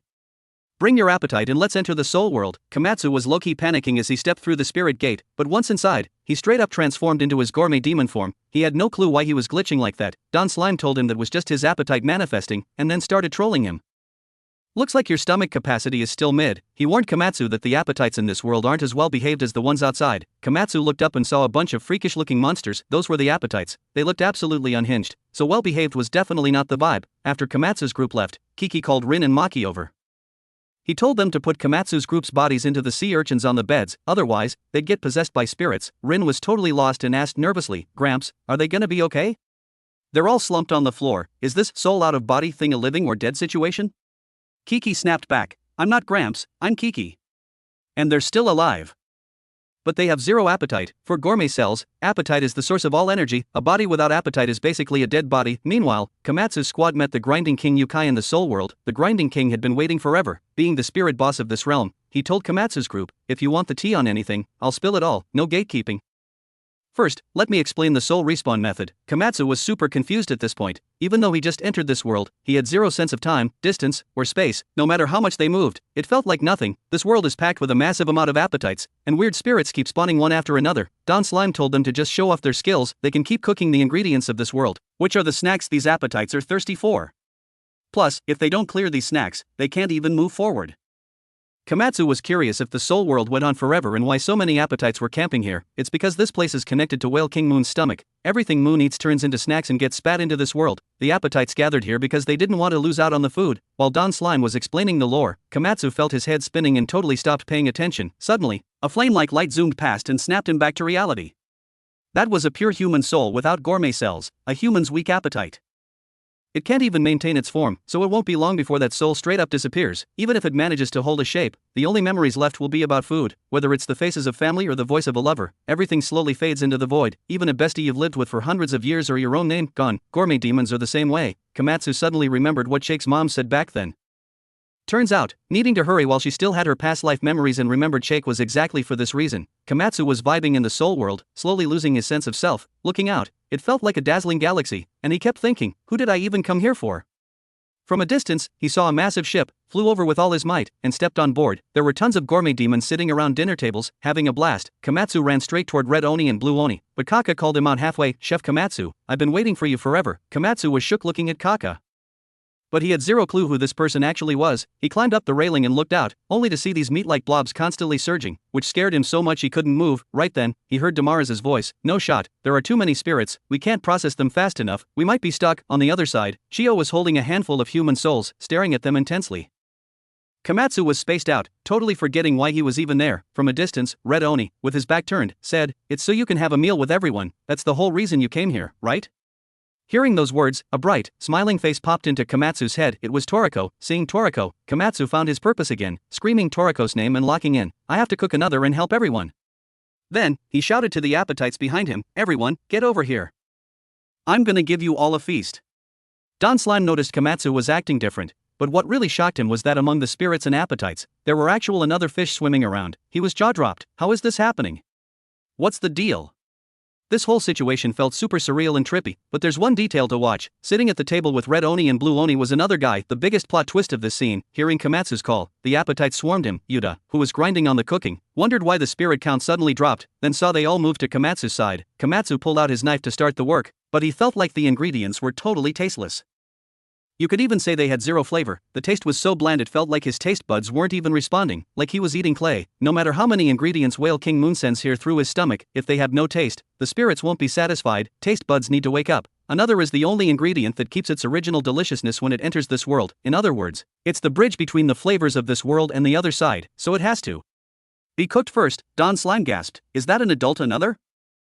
His shout caught everyone's attention, and Acerudi was losing his mind. When another hits light speed, it sheds its skin constantly at a terrifying rate. Those thousands of layers of shed skin keep their flavor and keep swimming. Each layer eventually grows into a new another. The ones we caught and cooked before were just fry, but this absolute unit in front of us is definitely a full-grown adult that made it into the soul world. But he didn't get why so many adults were spawning. Kaka laughed and said, "They're probably just attracted to the vibe. Ingredients choose their own chefs." After all, seeing Kaka, Komatsu was hyped and frantic. Kaka asked if he'd almost ghosted his memory, and Komatsu apologized, saying he actually did almost forget him for a sec.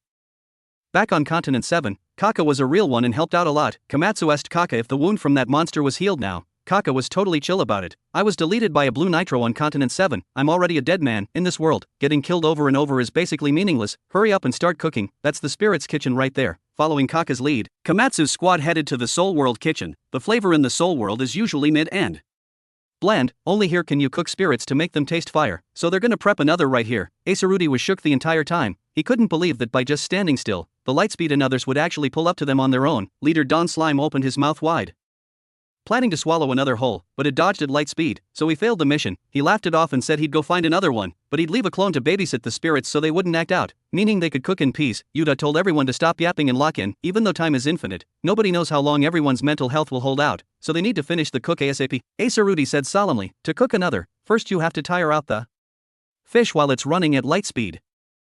That step alone usually takes 10,000 years. Our national project basically spent all its time on that first phase, but this time, we can skip that part. Let's start with scaling it. Just scaling usually takes nearly 50,000 years. Next is gutting and cleaning the meat, which takes about 100,000 years. But Komatsu just held another's head and said, it's not gonna take that long. I can definitely speedrun this into a delicious meal way faster. Everyone was waiting for Komatsu to drop that line.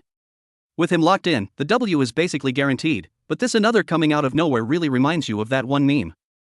If you're my bro, come and hack me. Under everyone's gaze, Komatsu started scaling, from prep to cleaning the guts. He didn't miss a single detail. He finished the prep in record time and put it in the pot to stew. Usually, it needs a 300,000 year simmer, but now it looks like it'll clear in just 15 years. While waiting, Komatsu asked Acerudi, why do you always keep the mask on?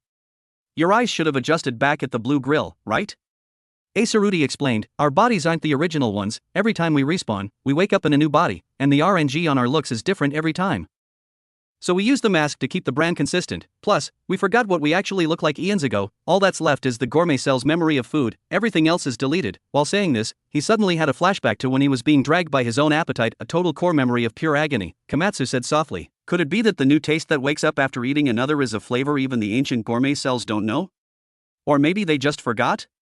He guessed another might be the key to waking up the forgotten flavors of the cells. If they eat another and get that new taste, maybe they'll remember something. That way, these spirits with the perma-sad faces might actually remember how to smile again. That kind of big brain empathy made Acerudi finally realize why another chose Komatsu. If it could actually wake up memories like a miracle, that would be peak. Komatsu turned around and said happily, another definitely told us the recipe for this reason, to let everyone taste the real flavor of another. Let's give it our all. With an overpowered speed, Komatsu cooked the another that usually requires a 600,000 year grind. He simplified the whole process, and the speedrun didn't even surprise Yuta. That's just Komatsu's signature move. But unlike other special ingredients, the longest part of this one is just the wait, and Komatsu couldn't skip that timer. Even if time doesn't pass in the Soul World, the perceived time is a literal nightmare. While waiting, everyone was visibly hitting their limit, just as their mental was about to break. The image of Komatsu focused on the cooking, along with another person's silhouette appeared before them. Everyone's eyes went wide. That person was, when the perceived time hit 65 years, Komatsu finally finished the another cook. Basically, it usually takes 600,000 years, but Komatsu used his talent and skill to crush it down to 60 years. Right then, the another on the plate suddenly came to life, swimming out in clusters, and the numbers just kept growing, erupting from the dish. Acerudi felt a vibe he'd never felt before. Memories started loading in his head. Where he used to only hear screams, he could now clearly see the silhouettes of people.